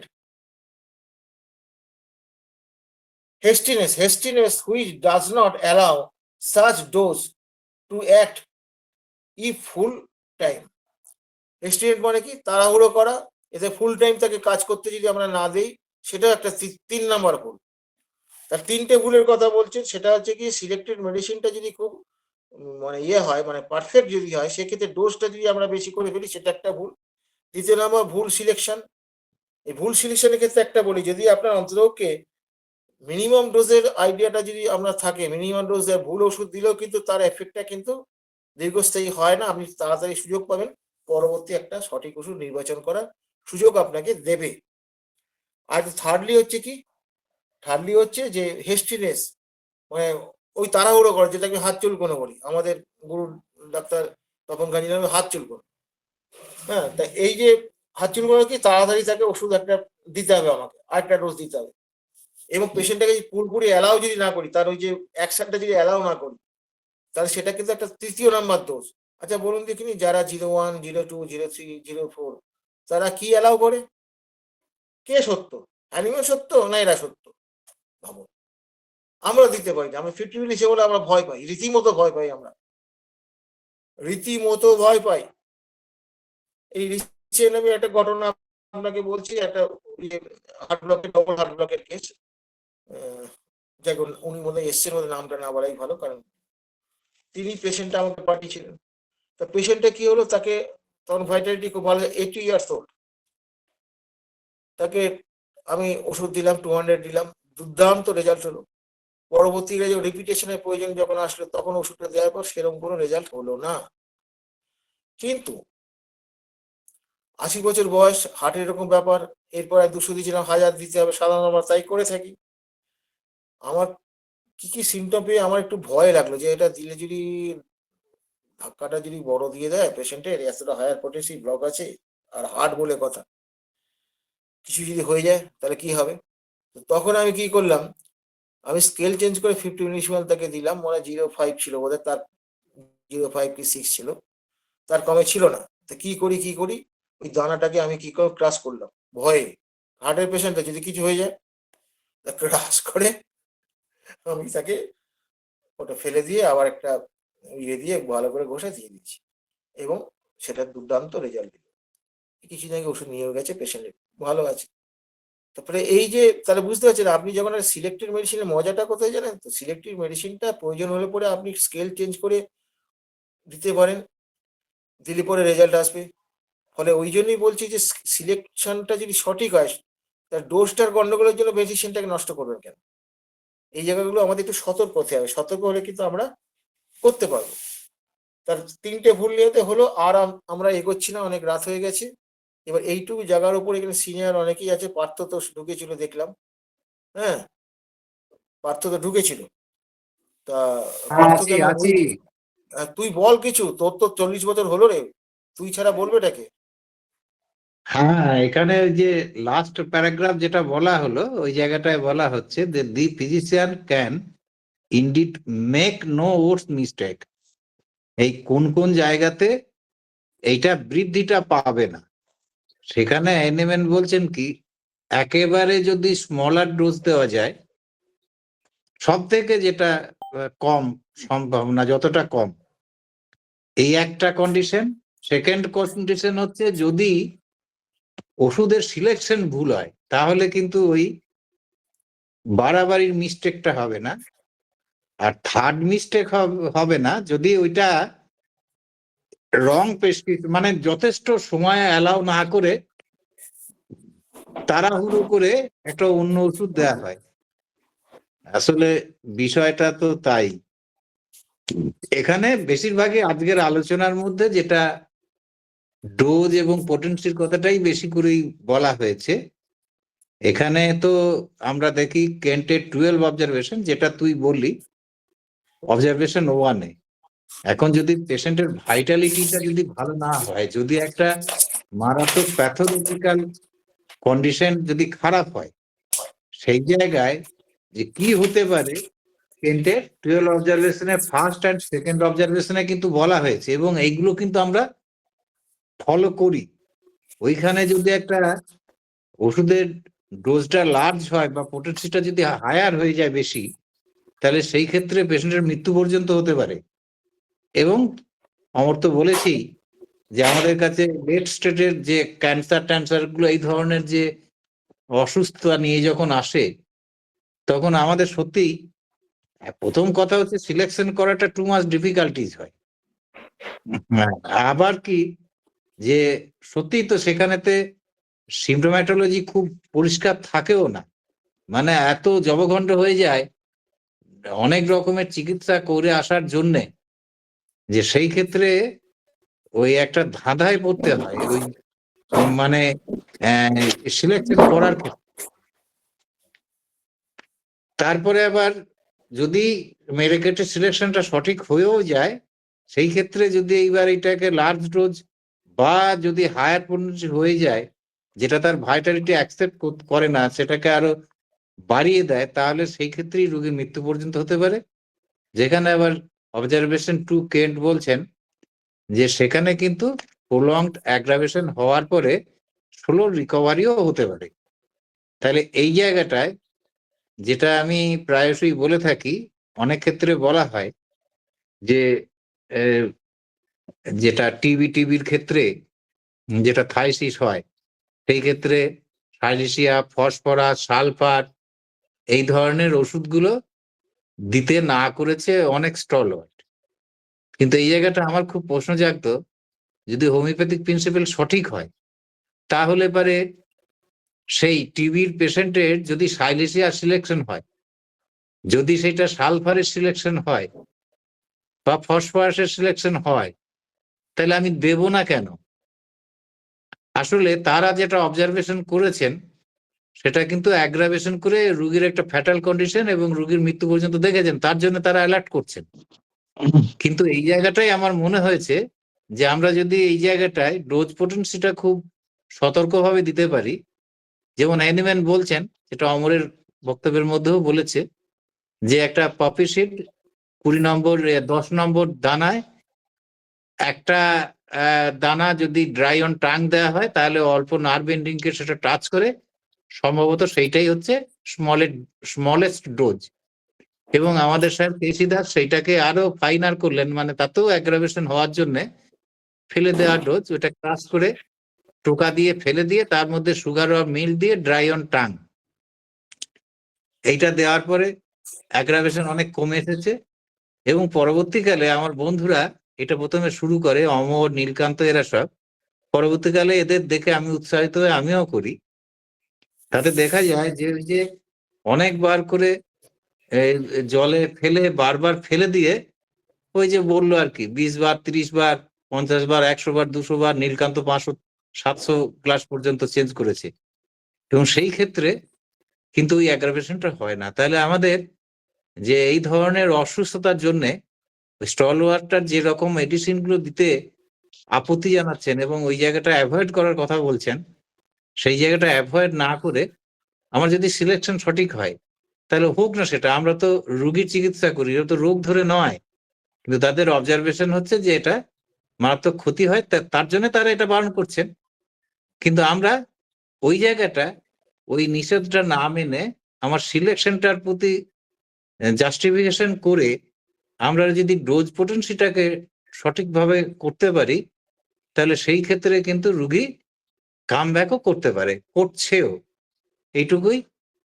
তাই ডোজ পোটেন্সি নিয়ে অনেক কথাই তো আছে। এবং হ্যানিম্যানের যে অবজারভেশন, হ্যানিম্যান কি করে এই পোটেন্সিতে আসলেন এবং হায়ার পোটেন্সিতে গেলেন, এও তো একটা মানে মানে ইতিহাস।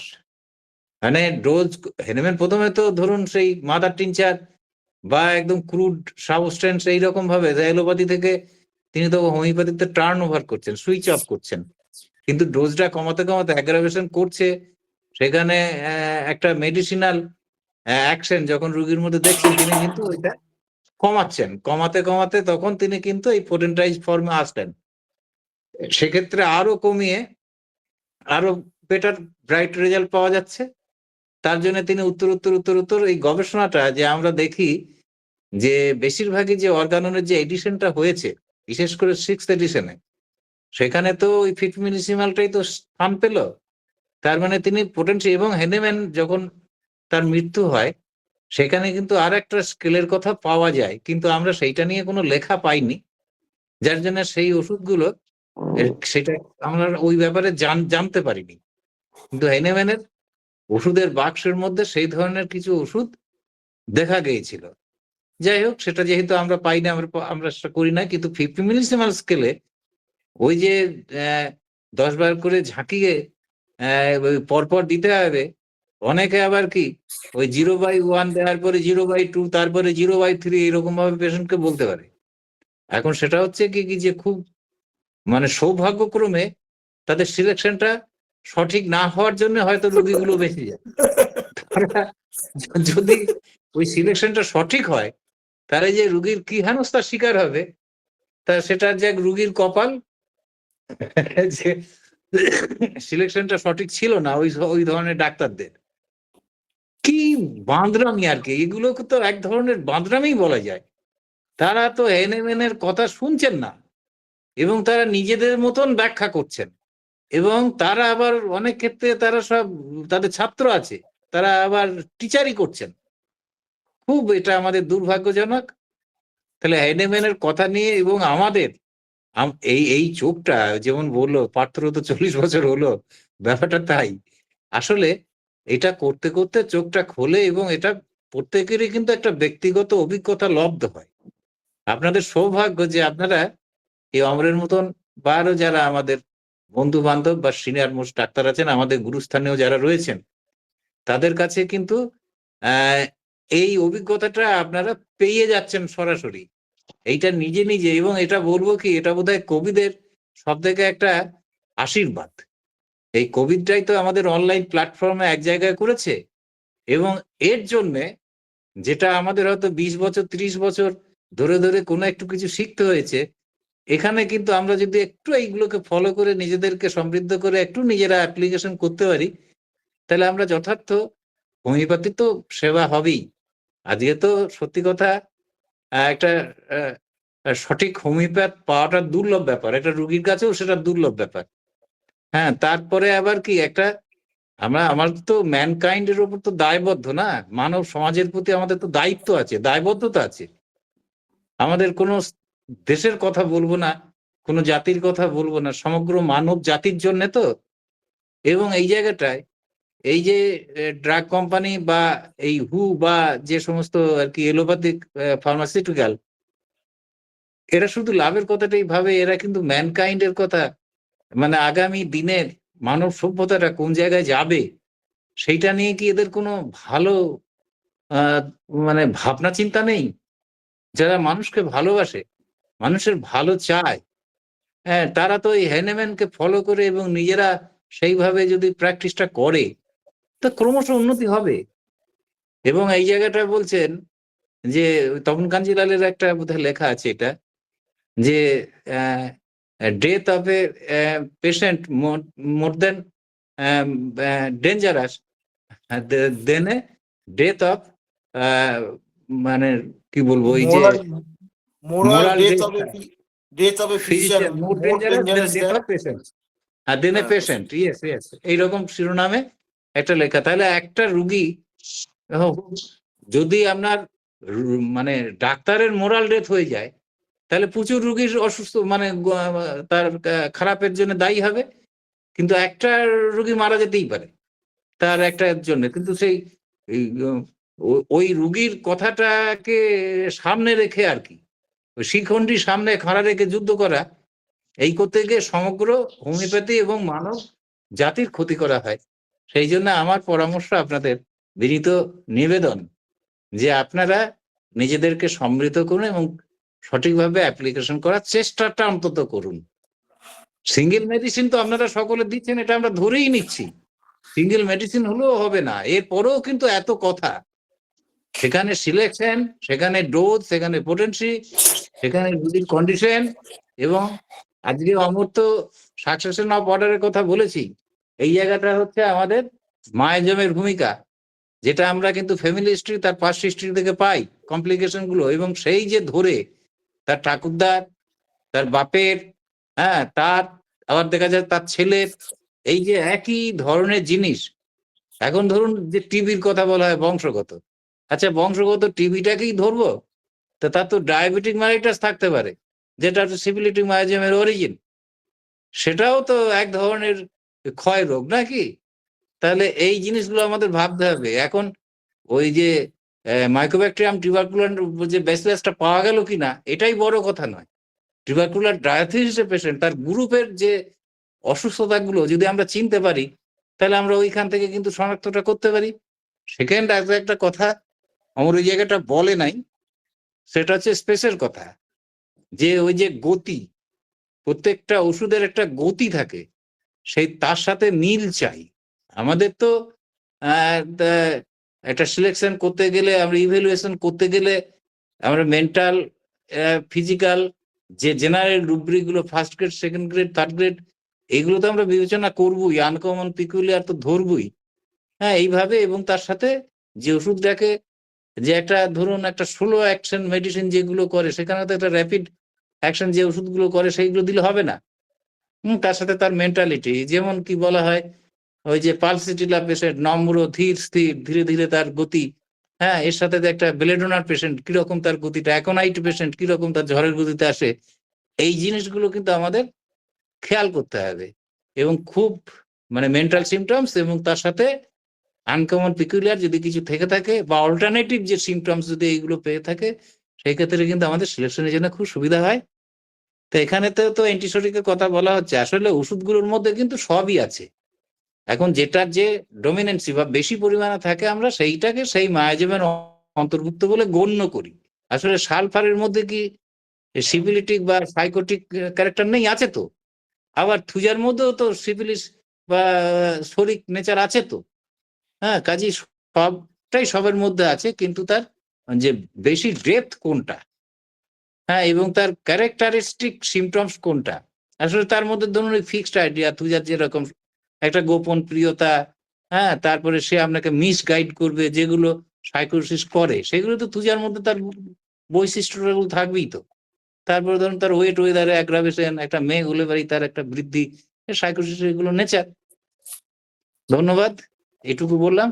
সকলে ভালো থাকবেন, শুভরাত্রি। অসাধারণ সংযোজন করেছিস।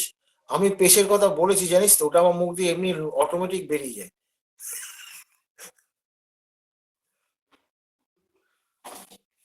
অসাধারণ তুই বলেছিস আজকে।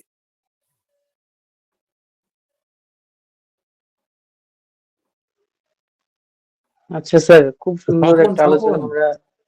স্বপন বুড়ি স্যার উপস্থিত আছেন প্রথম থেকে, কিন্তু আমাদের সময়। স্যারকে একটু না ডাকি না, স্যার, স্বপন যদি বলুক, কিছু বল।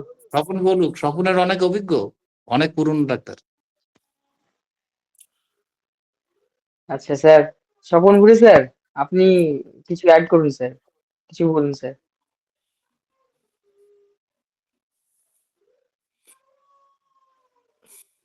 প্রথম থেকেই স্যার ছিলেন আমাদের কাছে। তাহলে ওর তো বলা উচিত, এটা তো দায়িত্ব। স্বপন বুড়ি স্যার, তারপর একজন হাত তুলেছেন, তারপর আমরা প্রশ্ন একটা নেব।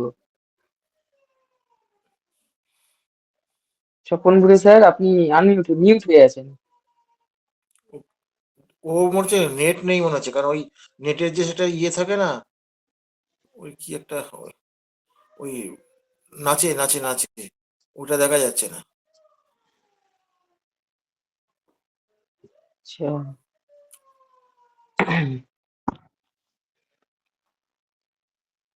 স্যার, আচ্ছা স্যার মনে হয় হয় ডিভাইসের কাছে নেই, কিংবা সমস্যা হচ্ছে নেটের। আচ্ছা, আমরা প্রশ্ন নেব। কেউ একজন হ্যান্ড রাইজ করেছিলেন, তিনি যদি প্রশ্নটি করেন ভালো হয়।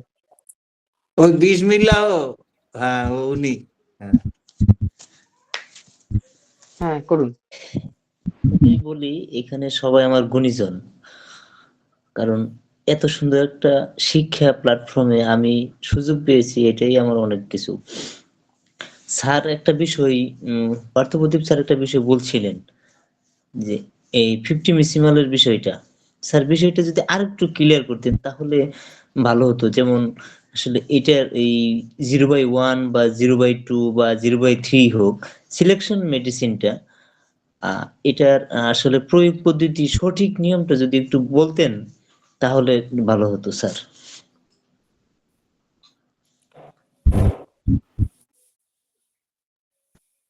আমার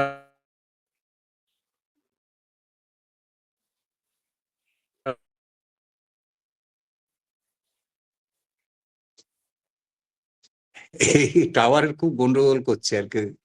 যাই হোক, এটা তো সবসময় ভাইটালিটির উপরে নির্ভর করবে, এবং আপনাদের পরামর্শ করব ওই 50 মিনিট ভুলে যান, ওটা 50 মিনিট স্কেলের মেডিসিন, হ্যাঁ ওই পরপর দিতে হবে, ভুলে যান, ওই সমস্ত কথা শুনবেন না।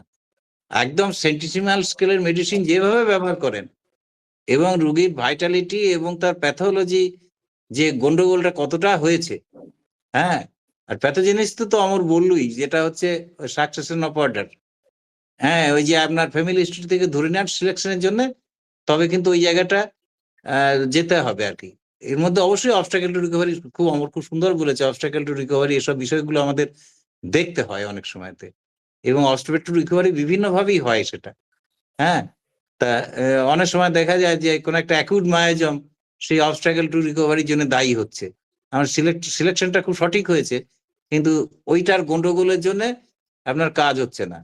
তা আপনারা সবসময়তেই এই রোগীর কন্ডিশন, তার ভাইটালিটিটার উপর নির্ভর করে এটা করতে হবে, এবং আমরা রীতিমতন মানে ওই পরপর যে ওষুধ দেওয়া, এটা কিন্তু আমরা করি না। আমরা লাইক সেন্টিসিমাল স্কেলের মেডিসিন যেভাবে প্রয়োগ করা হয়, ফিটিমিনিসিমাল স্কেলের মেডিসিনও ওই রকম ভাবেই প্রয়োগ করি, এবং তাতে কিন্তু আমরা বেস্ট রেজাল্টই পেয়ে থাকছি।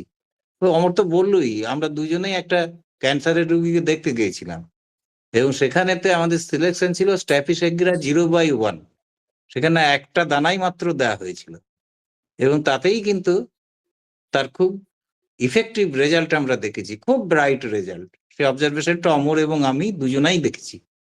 আর আপনাকে কতটুকু বোঝাতে পারলাম জানি না, যদি আপনি একটু মানে বলেন আর কি যে কোন জায়গাটায় গন্ডগোল আছে, চেষ্টা করবো। যথেষ্ট হয়েছে, অনেক অনেক ধন্যবাদ, যথেষ্ট ভালোভাবে বুঝিয়েছেন। তো স্যার, আমাদের তো অবশ্যই সতর্ক থাকতে হবে যে রোগীর অ্যাগ্রাভেশন, তার ভাইটালিটি কি অবস্থায় আছে, তার জীবন শক্তিটা আসলে কতটুকু ওষুধের গ্রহণযোগ্যতার মধ্যে আছে, এটা তো অবশ্যই বুঝতে হবে। কিন্তু আমি আবার অনেকের দেখেছি যে যেমন একটা দানাই দিয়েছে, একটা দানা দিয়ে যখন গুলিয়ে রোগীকে দেয়,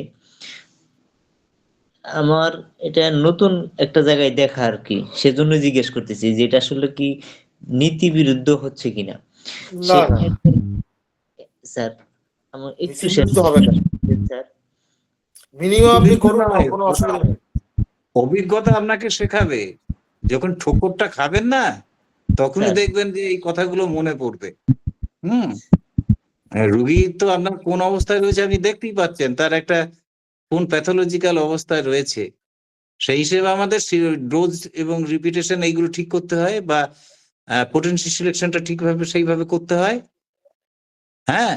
আর ওই যে একটা ডোজ কখন বলবো, আপনি একবার ওটা হলো একটা মাত্রা, কিন্তু ধরুন দুবার তিনবার দেওয়ার পরে এইবার স্পষ্ট বুঝতে পারেন যে এটা কিন্তু রুগীর একটা সেন্সের জায়গাটা কিন্তু খুব, আপনি কিন্তু তখন তার ফিজিক্যাল লেভেলের কোনো কিছু হয়তো বুঝতে পারছেন না, কিন্তু রুগীর নেচার, তাকে অবজারভেশন করে সে যখন আসছে, রুগী হয়তো বলছে তার সব বেড়ে গেছে, কিন্তু আপনি দেখছেন যে সে আগে যেভাবে কথা বলছিল, তার মুভমেন্টটা, তার জেস্টারটা কিরকম ছিল, এবং সে মানসিকভাবে একটু বেটার ফিল করছে কিনা। রুগীর কথাটাই সবসময় ধ্রুব সত্য এটা মনে করবেন না, আপনার কিন্তু থার্ড আই, অবজারভেশনের আইটা কিন্তু খুব ক্লিয়ার দরকার। ওখানেই কিন্তু বুঝতে পারবেন। একটা রুগী মিউ মিউ করে বলে, একটা কথা বলতে গেলে 10 বার হাঁপাচ্ছে, সেই রুগীটাই বলছে আমার কিছুই হয় নাই, আমার সব বেড়ে গেছে, অথচ সে কিন্তু খুব জোরের সঙ্গে বলছে। তার কিন্তু ওঠা বসা চলা বলা সবেতেই তার কিন্তু একটা যথেষ্ট গতি এসেছে। আপনি কিন্তু বুঝতে পারবেন সেই রুগীটা কিন্তু ওষুধটা কিন্তু অ্যাকশন করছে এবং সেটা কিন্তু তার ফেভারে যাচ্ছে, হেলথের দিকে যাচ্ছে। বোঝাতে পেরেছি কি কথাটা? একটু বলবেন কাইন্ডলি। জি স্যার। আমি আপনাকে একটা অনুরোধ করব, ডাক্তার অমরনাথ চক্রবর্তী বাংলায় একটা আমার পেজ আছে, ওখানে আমি কিন্তু এই আরোগ্য বলে একটা গ্রুপে আমি লিখছি, কততম হয়েছে মনে নেই, ভুলে গেছি। হ্যাঁ, তাই ওখানে কিন্তু আমি একদম অর্গানন থেকে তুলে তুলে দিয়েছি, অর্গাননের লেখা তুলে ব্যাখ্যা করেছি এই ডোজের ক্ষেত্রে। আমি কোনো কারো কথা বলিনি, একদম হ্যানিম্যানকে উল্লেখ করে বলেছি, কারণ ওখানেও হ্যানিম্যান কিন্তু বলেছেন অপেক্ষা করার কথা, অ্যাট সুটেবল ইন্টারভেল। এই যে জায়গাগুলো, আজকে আজকে একটা কেস দেখেছি, সেই কেসটার ব্যাপারটা হচ্ছে কি, তাকে ওই বর্তমান সিমটম দেখে ওই ওষুধ দেওয়া যাবে না, দেওয়া সম্ভব নয় তাকে। এইবার হচ্ছে কি, তার যে বংশের ইতিহাসটা যখন আমি দেখলাম, ওরে বাবারে, তার বংশের ইতিহাস আমি দেখলাম, দেখে টেকে তাকে ওষুধ সিলেকশন করলাম, যেহেতু তার মা হচ্ছে চিকিৎসক, আর মায়ের সঙ্গে তো ডাক্তারের ইমোশনটা থাকে না, সন্তানের আবেগে থাকে, এবং সেই মানুষটা কিন্তু টেনশনে সে ভুগবে, আমি জানি। আমি তাকে কি করলাম, মানে আর কি, আমি সেন্টিসিমারই দিয়েছি। তাকে আমি কি করলাম, 10 গ্লাস পরিবর্তন করে আমি একটা টুথপিক দিয়ে দিয়েছি। টুথপিকটা দিয়েছি, অনেক সময় টুথপিক আচ্ছা নেই, ঠিক আছে 1 চামচ খেয়ে নিই, এরকম যদি করে ফেলে পেশেন্টের অবস্থা খারাপ হয়ে যাবে। কিন্তু ওই টুথপিক দিয়ে ডগাটা দিয়ে দিয়েছি, কিচ্ছু এতে অসুবিধা হওয়ার চান্স নেই। এবং ছেলের ভাইটালিটি ভালো আছে, যথেষ্ট ভালো আছে, আমি ছেলের দেখেছি। তারপরে এই যে সিলেকশন অফ এই যে প্রোটিন ডোজটা, এইটা গন্ডগোল হলে তো রুগী সারবে না। আজকে তো হ্যানিম্যানের কথা তো আমি আগেই আলোচনা করি, হ্যানিম্যান তো পরিষ্কার বলে দিয়েছে সারবে না, এবং সারেও না। আমরা প্রচুর দেখেছি এরকম, আমরা অনেক, কি বলবো, অনেক ধাক্কা খেয়ে শিখেছি, একটা দুটো নয়। আমরা দিনের পর দিন ধাক্কা খেয়ে খেয়ে দেখতে দেখতে শিখেছি। আর এই শিখতে গিয়ে আমরা যেটা শিখেছি দীর্ঘ কয়েক বছর ধরে, আপনাদের সেটা একদম মানে একদম আনকড়া ভাবে আপনাদের হাতে তুলে দিচ্ছি। আপনাদের ওটা নিয়ে পরিশ্রম করার দরকার নেই। এবার আপনি এটার উপরে যদি আরো কিছু করতে পারেন, সেটা আপনার লাভ হবে। সবসময় মনে রাখবেন, পৃথিবীতে বেশি দিলে পরে সুনাম বেশি হয়, আর হোমিওপ্যাথিতে কম দিতে পারলে সুনাম বেশি হয়। এইটা কিন্তু মানতে আমাদের একটু অসুবিধা আছে। বেশি টাকা যে রোজগার করে সে হচ্ছে বড় যোগ্য লোক, যে কম টাকা রোজগার করে তাকে তো অযোগ্য লোক বলা হয়। হ্যাঁ, এই যে পৃথিবীর যে ধারণাটা, যেটা এই ধারণাটা টোটাল হ্যানিম্যান পাল্টে দিয়েছেন হোমিওপ্যাথির ক্ষেত্রে। হোমিওপ্যাথির ক্ষেত্রে কিন্তু যত কম দেবেন তত ভালো। সে রোজগারটা আপনার কম হবে না। রোজগার তো আপনাকে করতেই হবে। এখন একটা পেশেন্টের পেছনে ঘন্টার পর ঘন্টা আপনি সময় দেবেন, রোজগার করবেন না, এটা তো হতে পারে না। কারণ আমরা তো তাকে ঠকাবার চেষ্টা করছি না। আমরা চেষ্টা থেকে সারাবার চেষ্টা করছি। সারে মানে কি? শুধুমাত্র কি ওইটা পেশেন্ট তো কমপ্লেন নিয়ে আসে, ফিজিক্যাল কমপ্লেন নিয়ে আসে। পেশেন্ট তো ফিজিক্যাল কমপ্লেনটা তো তার মূল বিষয় না। মূল বিষয় হচ্ছে পেশেন্টটা। এবং পেশেন্টের ওই যে আ ইয়ে কি বলে তার ওই যে সাকসেশন অফ অর্ডার, তার বংশগতিটা থেকে সে কিভাবে নেমে আসছে। বর্তমান যে সিম্পটোম্যাটোলজি আছে এইটার সঙ্গে ট্যালি করছে কিভাবে? এই ট্যালি করাটা হচ্ছে খুব শক্ত জায়গা। এইটা এই রিলেশনটা না করতে পারলে টোটালিটি অফ সিম্পটম কাজ করা হবে। কি হবে? এই পেশেন্টের সিম্পটম নিয়ে আমি যে ওষুধটা দেবো, অধিকাংশ ক্ষেত্রে প্যালিয়েটিভ এন্ড সাপ্রেসিভ নেচার হবে। প্যালিয়েশন সাপ্রেশন এর আল্টিমেট ফলটা কি হবে মানুষের? সর্বনাশ, সর্বনাশ, সর্বনাশ। ফলে এটা নিয়ে আমরা আলোচনা আগেও করেছি। রবার্টসের বই থেকে আমি আলোচনা করেছি। এবং আমরা এখন অনেক ক্ষেত্রে বুঝতে পারি কোথায় ভুলটা করেছি। ভুল করলে আমি স্বীকার করি পেশেন্টকে। আমি দেখুন এই ওষুধটা দেওয়া হলো বটে কিন্তু যা চেয়েছিলাম সেটা তো হলো না। আপনি একটু ওয়েট করুন। বা তাকে বুঝিয়ে সুঝিয়ে তাকে লাইনে আনার চেষ্টা করি। এখন ব্যাপার হচ্ছে যে সত্য কথা স্বীকার করতে গেলে তো সাহস লাগবে। আমরা পেশেন্টটাকে সারাবার চেষ্টা করব। এইটা আমাদের মাথায় রাখতে হবে। তো ফলে আমাদের প্রতি মুহূর্তে কিন্তু আমাদের এইভাবে বুঝে চলতে হবে। আজকে অনেক রাত হয়ে গেছে। হ্যাঁ? ফলে না আজকে না, আর আমরা রিপন একটুখানি রিপন স্যার রয়েছেন, উনি ওনার কথা একটু শুনি, তারপরে না ছাড়া যাবে। দীপেন রিপন চলে স্যার, গেছে। দীপেন রেকর্ড করতে পারবে না। দীপেন বেরিয়ে এসেছে। তার ঠিক আছে, আমি limited শুনি একটু অন্তত। রিপন স্যার যখন রয়েছেন, হ্যাঁ, ওনার কাছ থেকে একটু শুনি, তারপরে বেরিয়ে যাব। হ্যাঁ, রাতও হয়েছে অনেক, সত্যিই তো। রিপন স্যার একটু বলুন, আপনার থেকে একটু শুনতে চাই। আসসালামু আলাইকুম স্যার, ভালো আছেন সবাই? হ্যাঁ, আদাব আদাব আদাব আদাব। ওয়ালাইকুম অনলাইনে তো আসসালাম। আসলে অনলাইনে ঢোকাই হয় না একেবারে খুব। আর শেষ এটা তো বোধহয় জানেনই, এই যে আমার অসুস্থতার বিষয়টা। তো আলহামদুলিল্লাহ, আল্লাহর কাছে শুক্রিয়া যে এক ওষুধের 1, 2, 3 ডোজেই মোটামুটি আমার হার্টের ব্যায়ামও ভালো হয়ে গেছে। মোটামুটি অ্যানজিওগ্রামটা করা হয়নি, আর রেস্ট অফ যত ট্রিটমেন্ট টেস্ট গুলো ছিল সেই টেস্টে রিপোর্ট ভালো। 9টা ওষুধ থেকে এখন 1.5টা ওষুধে নামায় আনছে অ্যালোপ্যাথিক ডাক্তাররাই। এটা হচ্ছে হার্টের সর্বশেষ আপডেট। আল্লাহর অশেষ মেহেরবানি, ওষুধ চলতেছে, হোমিওপ্যাথিক ওষুধ খাচ্ছি, পাশাপাশি ওই অ্যালোপ্যাথি গুলো খাচ্ছিলাম। তো তো আপনার গত লাস্ট, আপনার আপনার রাত জাগার আপডেটটা একটু আমাদের দিন। আচ্ছা স্যার, ওইটা দিব। রাত জাগার আপডেট। মানে এই সুবাদে এই অসুস্থ, স্যার রাত জায়গার আপডেটটা দিচ্ছি এই সুবাদে, আগে বলিনি, এই সুবাদে আল্লাহর অশেষ মেহেরবানিতে অর্গাননকে নতুন করে আবিষ্কার করার সুযোগ হলো স্যার। তো আমি এর মধ্যে আমার এখানে ক্লাসে যারা আসে ছাত্ররা আমার বাসায়, তো তাদেরকে বলতেছিলাম, শোনো, অর্গানন এমন একটা জিনিস, তুমি যদি হোমিওপ্যাথি করতে চাও তাহলে হেনিম্যান দিয়ে হোমিওপ্যাথি করতে হবে, এর বাইরে কোনো হোমিওপ্যাথি হবে না। আর হেনিম্যান দিয়ে যদি হোমিওপ্যাথি করতে হয় তাহলে অর্গানন দিয়ে গোত্র করতে হবে প্রথমত হোমিওপ্যাথির শিক্ষা। স্যার এটা বুঝলাম না। আমি বললাম কি, শোনো, অর্গাননের প্রত্যেকটা অ্যাফোরিজম এক একটা আকাশের তারার মতন। এর প্রত্যেকটা নিজস্ব অভিব্যক্তি আছে, নিজস্ব ব্যক্তিত্ব আছে, নিজস্ব অবয়ব আছে, নিজস্ব বৈশিষ্ট্য আছে প্রত্যেকটি তারার। আবার আকাশের অনেকগুলো তারা মিলে একটা নিজস্ব বৈশিষ্ট্য তৈরি করে, এগুলো তারাগুচ্ছ বলে। যেমন ধরো সপ্তর্ষি মণ্ডল, দেখতে তারা নিজেরা নিজেদের অবস্থানের থেকে একটা হট চিহ্নের মতন, প্রশ্নবোধক চিহ্নের মতন। কিন্তু সেই কালপুরুষ, অবরোহী, আরোহী, এরা প্রত্যেকেই কিন্তু এর ভিতরে, বা শুকতারাটি তার নিজস্ব স্বকীয়তায় কিন্তু প্রজ্বলিত। তো আমি বললাম, এই হেনিম্যানের অর্গানন যখন তুমি একটা একটা করে সিঙ্গেল সিঙ্গেল করবা, প্রত্যেকটা সৌন্দর্য দেখবা, মানে তোমাকে অভিভূত করবে যদি তুমি বুঝতে পারো, আর সে যদি খুলে দেয় তোমার পর। তো এই অসুস্থ অবস্থায় এই অর্গাননকে নতুন করে আবিষ্কার করতে করতে ওইটুকুই আবিষ্কার করলাম যে এই, তখন বলে যে স্যার পরেরটা বুঝলাম, প্রথমটা বুঝলাম যে প্রত্যেকটি তারার এক একটা নিজস্ব, এই যে আপনি সপ্তর্ষি মণ্ডলের কথা বলে এটা বুঝলাম না। আমি বললাম যে এটাই হচ্ছে সবচেয়ে বড় সৌন্দর্য হোমিওপ্যাথির, যদি তুমি বুঝতে পারো বিষয়ভিত্তিক ভাবে অর্গাননকে, তাইলে তুমি দেখবা অর্গাননই তোমার practice of medicine. Aphorism number 3 মধ্যে বলা হয়েছে যে রুগীতে কি আরোগ্য করতে হবে সেটা যে জানেন। তো যেহেতু বরিকের বই থেকে বাংলা মানে বাংলাতে বেশিরভাগ ট্রান্সলেশন হয়েছে, সেই জায়গায় ওই বরিকের বইয়ের মধ্যে ব্র্যাকেটের মধ্যে ডিজিজ অফ নলেজ কথাটি লিখে দিয়ে আমাদের দৃষ্টিটাকে অন্যদিকে ঘুরাই দিছে। তো আমরা চলে গেছি ডেভিডসনের প্র্যাকটিস অফ মেডিসিন কিংবা এই ধরনের যত প্র্যাকটিস অফ মেডিসিন আছে সবাই কেন জানি অ্যালোপ্যাথি অ্যালোপ্যাথি অ্যালোপ্যাথি দিয়ে রোগকে চিনতে যাচ্ছে। আসলে রোগকে চিনার কথা হানিম্যান কোনোদিনই বলেন নাই, বলছে যে রুগীটাকে চিনো। যার কারণে আমাদের রোগীলিপি ভাষাও চেঞ্জ হয়ে গেছে। যে মাথা ব্যথা বলছে, যে মাথা ব্যথাটা কোথায়, মাথা ব্যথাটা কখন হয়, মাথা ব্যথাটা মানে আপনার সমস্ত ইনফরমেশন নিচ্ছেন রোগ নিয়ে। ফলে রোগীর তথ্যটা আর আসতেছে না।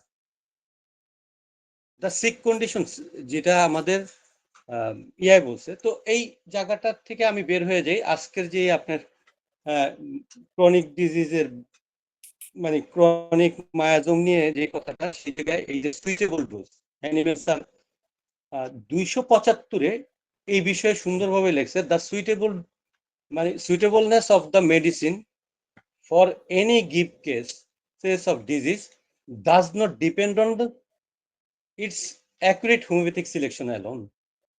তার মানে আমার সদৃশ ওষুধ নির্বাচিত হওয়ার পরেও মানে তা আরোগ্য করার ক্ষমতা রাখে না, বা ওষুধের কার্যকারিতা এর উপরে নির্ভর করে না। নির্ভর করে যে এর dose, dilution and proper size and rather smallness. শব্দটা রেদার স্মলনেস, আবারও বলতেছি, এই স্মলনেস কতটা স্মল হতে পারে সেই ব্যাপারে একটা কথা লেখা আছে 160-এর মধ্যে, যে তুমি হোমিওপ্যাথিক ওষুধকে এতটা সূক্ষ্ম করতে পারবে না যে সে রোগ শক্তির সাথে চাইতেও দুর্বল হবে। তার মানে তুমি যত পরিমাণে সূক্ষ্ম, এটার একটা এক্সাম্পল দিতে গিয়ে কোথায় জানি পড়ছি ঠিক মনে পড়ে না, এই অসুস্থ হওয়ার পরে আমার এই জিনিসগুলো খুব বিশৃঙ্খলিত হয়, যে একটা সমুদ্রের মধ্যে যদি 1 ফোঁটা পানি দেওয়া সমুদ্রের ওই পার থেকে যদি মানে একটা দানা ওষুধ দেওয়ার পরে যদি ওই পার থেকে তুমি এক মানে 1 চামচ পানি খাও, তাইলেও আমার এই ওষুধ ক্রিয়া করবে। তার মানে ডোজের স্মল ডোজটা বলতে এইটাই বোঝাচ্ছে, মানে 160-তে বলতেছে যে স্মলেস্ট ডোজ রেদার স্মলনেস। তার মানে আমি কেন রিস্ক নিতে যাব, এই কথাতেই এই 6th এডিশন একেবারে ডিনাই করে, সেন্টিসিমিল ডিনাই করে, মাদার টিংচার ডিনাই করে, আদার্স বল মানে বৃহত্তর ডোজ গুলাকে একেবারে 6th এডিশন বাদ দিয়ে দেয়, অন্য 1 to 5th এডিশন পর্যন্ত যত রকমের কার্যক্রমগুলো আছে। কারণ সব কিছু ইয়া করে এই 6th এডিশনে এসে হ্যানিম্যান স্যার কমপ্লিট করে দিয়েছেন। অলরেডি এই ভাষ্যটা তিনি দিয়েছেন তার ওই ফার্স্টের দিকে।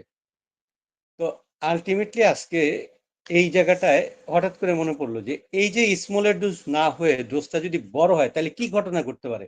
বলতেছে রুগীটা মৃত্যু পর্যন্ত যেতে পারে 276-এ। শুধু তাই নয়, রুগীটাকে তুমি একেবারে অনারোগ্য রোগে পাঠিয়ে দিবা। কিভাবে? ওই বৃহত্তর ডোজ হতে তার সে যে কমপ্লেন গুলো নিয়ে আসছে সেই কমপ্লেন গুলো ভালো হয়ে যাবে ঠিকই, কিন্তু এই ওষুধটাই তার শরীরের মধ্যে তার ওষুধের প্রুভিং সিমটম গুলো দিতে থাকবে একের পরে, এবং এই রুগীটাকে অসাধ্য রোগে নিয়ে যাবে 276-এ। তাই বলছে। তা আমার কাছে সবাই, আমি দেখি অনেক ডাক্তারে দেখছি একটা দানা পড়ছে, দূর এটা দিয়ে কি হবে, তা আরো একটা দানা ফালায়।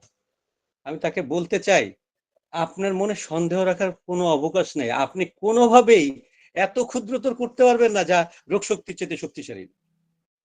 হোমিওপ্যাথির ডোজ এত ক্ষুদ্র করা যায় না, যতই ক্ষুদ্র করেন না কেন তা রোগ শক্তির চেয়ে বেশি শক্তিশালী। দেন আমি কেন রিস্ক নিতে যাব? রোগীর অ্যাগ্রাভেশন কেন হবে? দ্রুত বিনা কষ্টে যে শান্তভাবে যে কথাটা বলছে, হ্যাঁ, সেই শান্তভাবে কিউর যদি করতে চান তাইলে এই স্মলেস্ট ডোজটাই হচ্ছে বেস্ট ডোজ।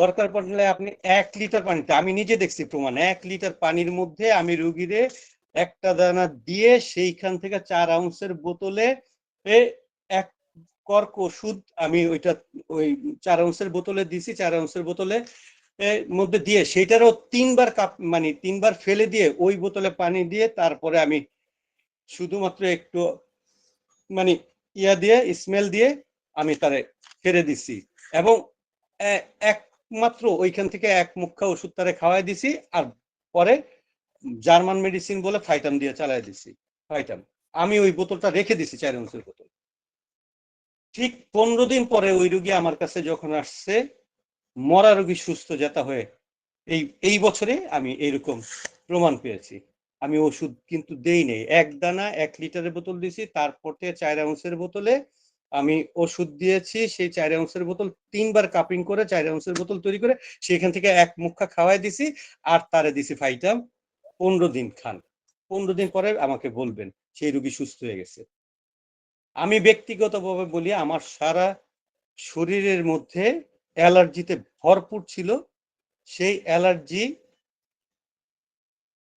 এইরকমই এক মানে ট্রিটমেন্ট করছি শুধু অ্যালার্জি তো ভালো মানে ভালোর দিকে যাচ্ছে এখনো কিউর হয়নি 70% ভালোর দিকে ভালো হয়ে গেছে শরীরের কালার ফিরে আসতেছে আমি ডেইলি 1 থেকে 1.5 ঘন্টা দৌড়াচ্ছি এবং আমার হার্টের যত ব্যায়াম ছিল সেই ব্যায়ামগুলো এক এক করে ভালো হচ্ছে আর বাহিরের দিকে আমার এই অ্যালার্জিটা ছড়াইতে ছড়াইতে পুরো শরীর ছড়িয়ে গেছে এবং এটা শরীরের কালারের দিকে পর্যবেসিত হচ্ছে আস্তে আস্তে ছড়াইছে ঠিক কিন্তু সে যে সারাদিন চুলকাইতাম সেই সারাদিনের চুলকানিটা এখন 24 ঘন্টার মধ্যে কদাচিৎ আধা ঘন্টা 15 মিনিট 20 মিনিট হয়তো হয় জামা কাপড় খোলার পর পর তাও আবার এটা একটু পানি দিয়ে ধুয়ে দিলে হয়তো ঠিক হয়ে যায় তো এটা আমি আমার এই ভাইরা যারা এই রুমের মধ্যে আজকে আছেন তাদের জন্য বলতেছি ভয় পাওয়ার কিছু নাই একটা ছোট্ট দানায় মানুষকে 100% কিউর করে আস্থা রাখেন হেনিম্যানের 160 এই কথাটাই বলছে 160 নম্বর অ্যাফোরিজম দরকার পড়লে না পড়লে আবার পড়েন আমি বলতেছি এই মাত্রা ডোজ ডায়ালেশন সম্পর্কে আপনারা অ্যাফোরিজমের ভিতরে খুঁজেন দেখেন সবগুলোর এক জায়গায় জড়ো করেন একেবারে সঠিক সুন্দর দিক নির্দেশনা আছে কিভাবে ব্যবহার করবেন কিভাবে প্রয়োগ করবেন যদি একটু অবজারভেশনাল চোখ থাকে তাইলেই বুঝতে পারবেন আর নিজে দিয়ে দিয়ে এটারে পারফেক্ট করেন রোগীর সাসেপ্টিবিলিটি রোগীর মানে যেই রুগীটা মাথায় রাখবেন যেই রুগীটা দূরদৃষ্টি সম্পন্ন দেখতে পায় অর্থাৎ যার সেন্সেশন অনেক হাই সেই ক্ষেত্রে রোগীর ওষুধ হবে খুবই সূক্ষ্ম মাত্রায় সূক্ষ্ম মাত্রায় এবং খুব দেরিতে শরীরের মধ্যে প্রয়োগ করবেন না হলে সেই রোগীতে অ্যাগ্রাভেশন করবেই এটা আমার নিজের অবজারভেশন আসসালামু আলাইকুম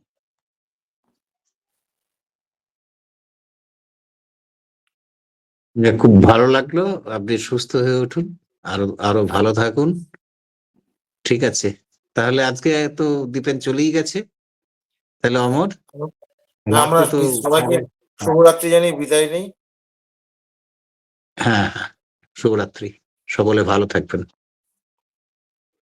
বিদায় নিলাম সবাইকে শুভরাত্রি জানিয়ে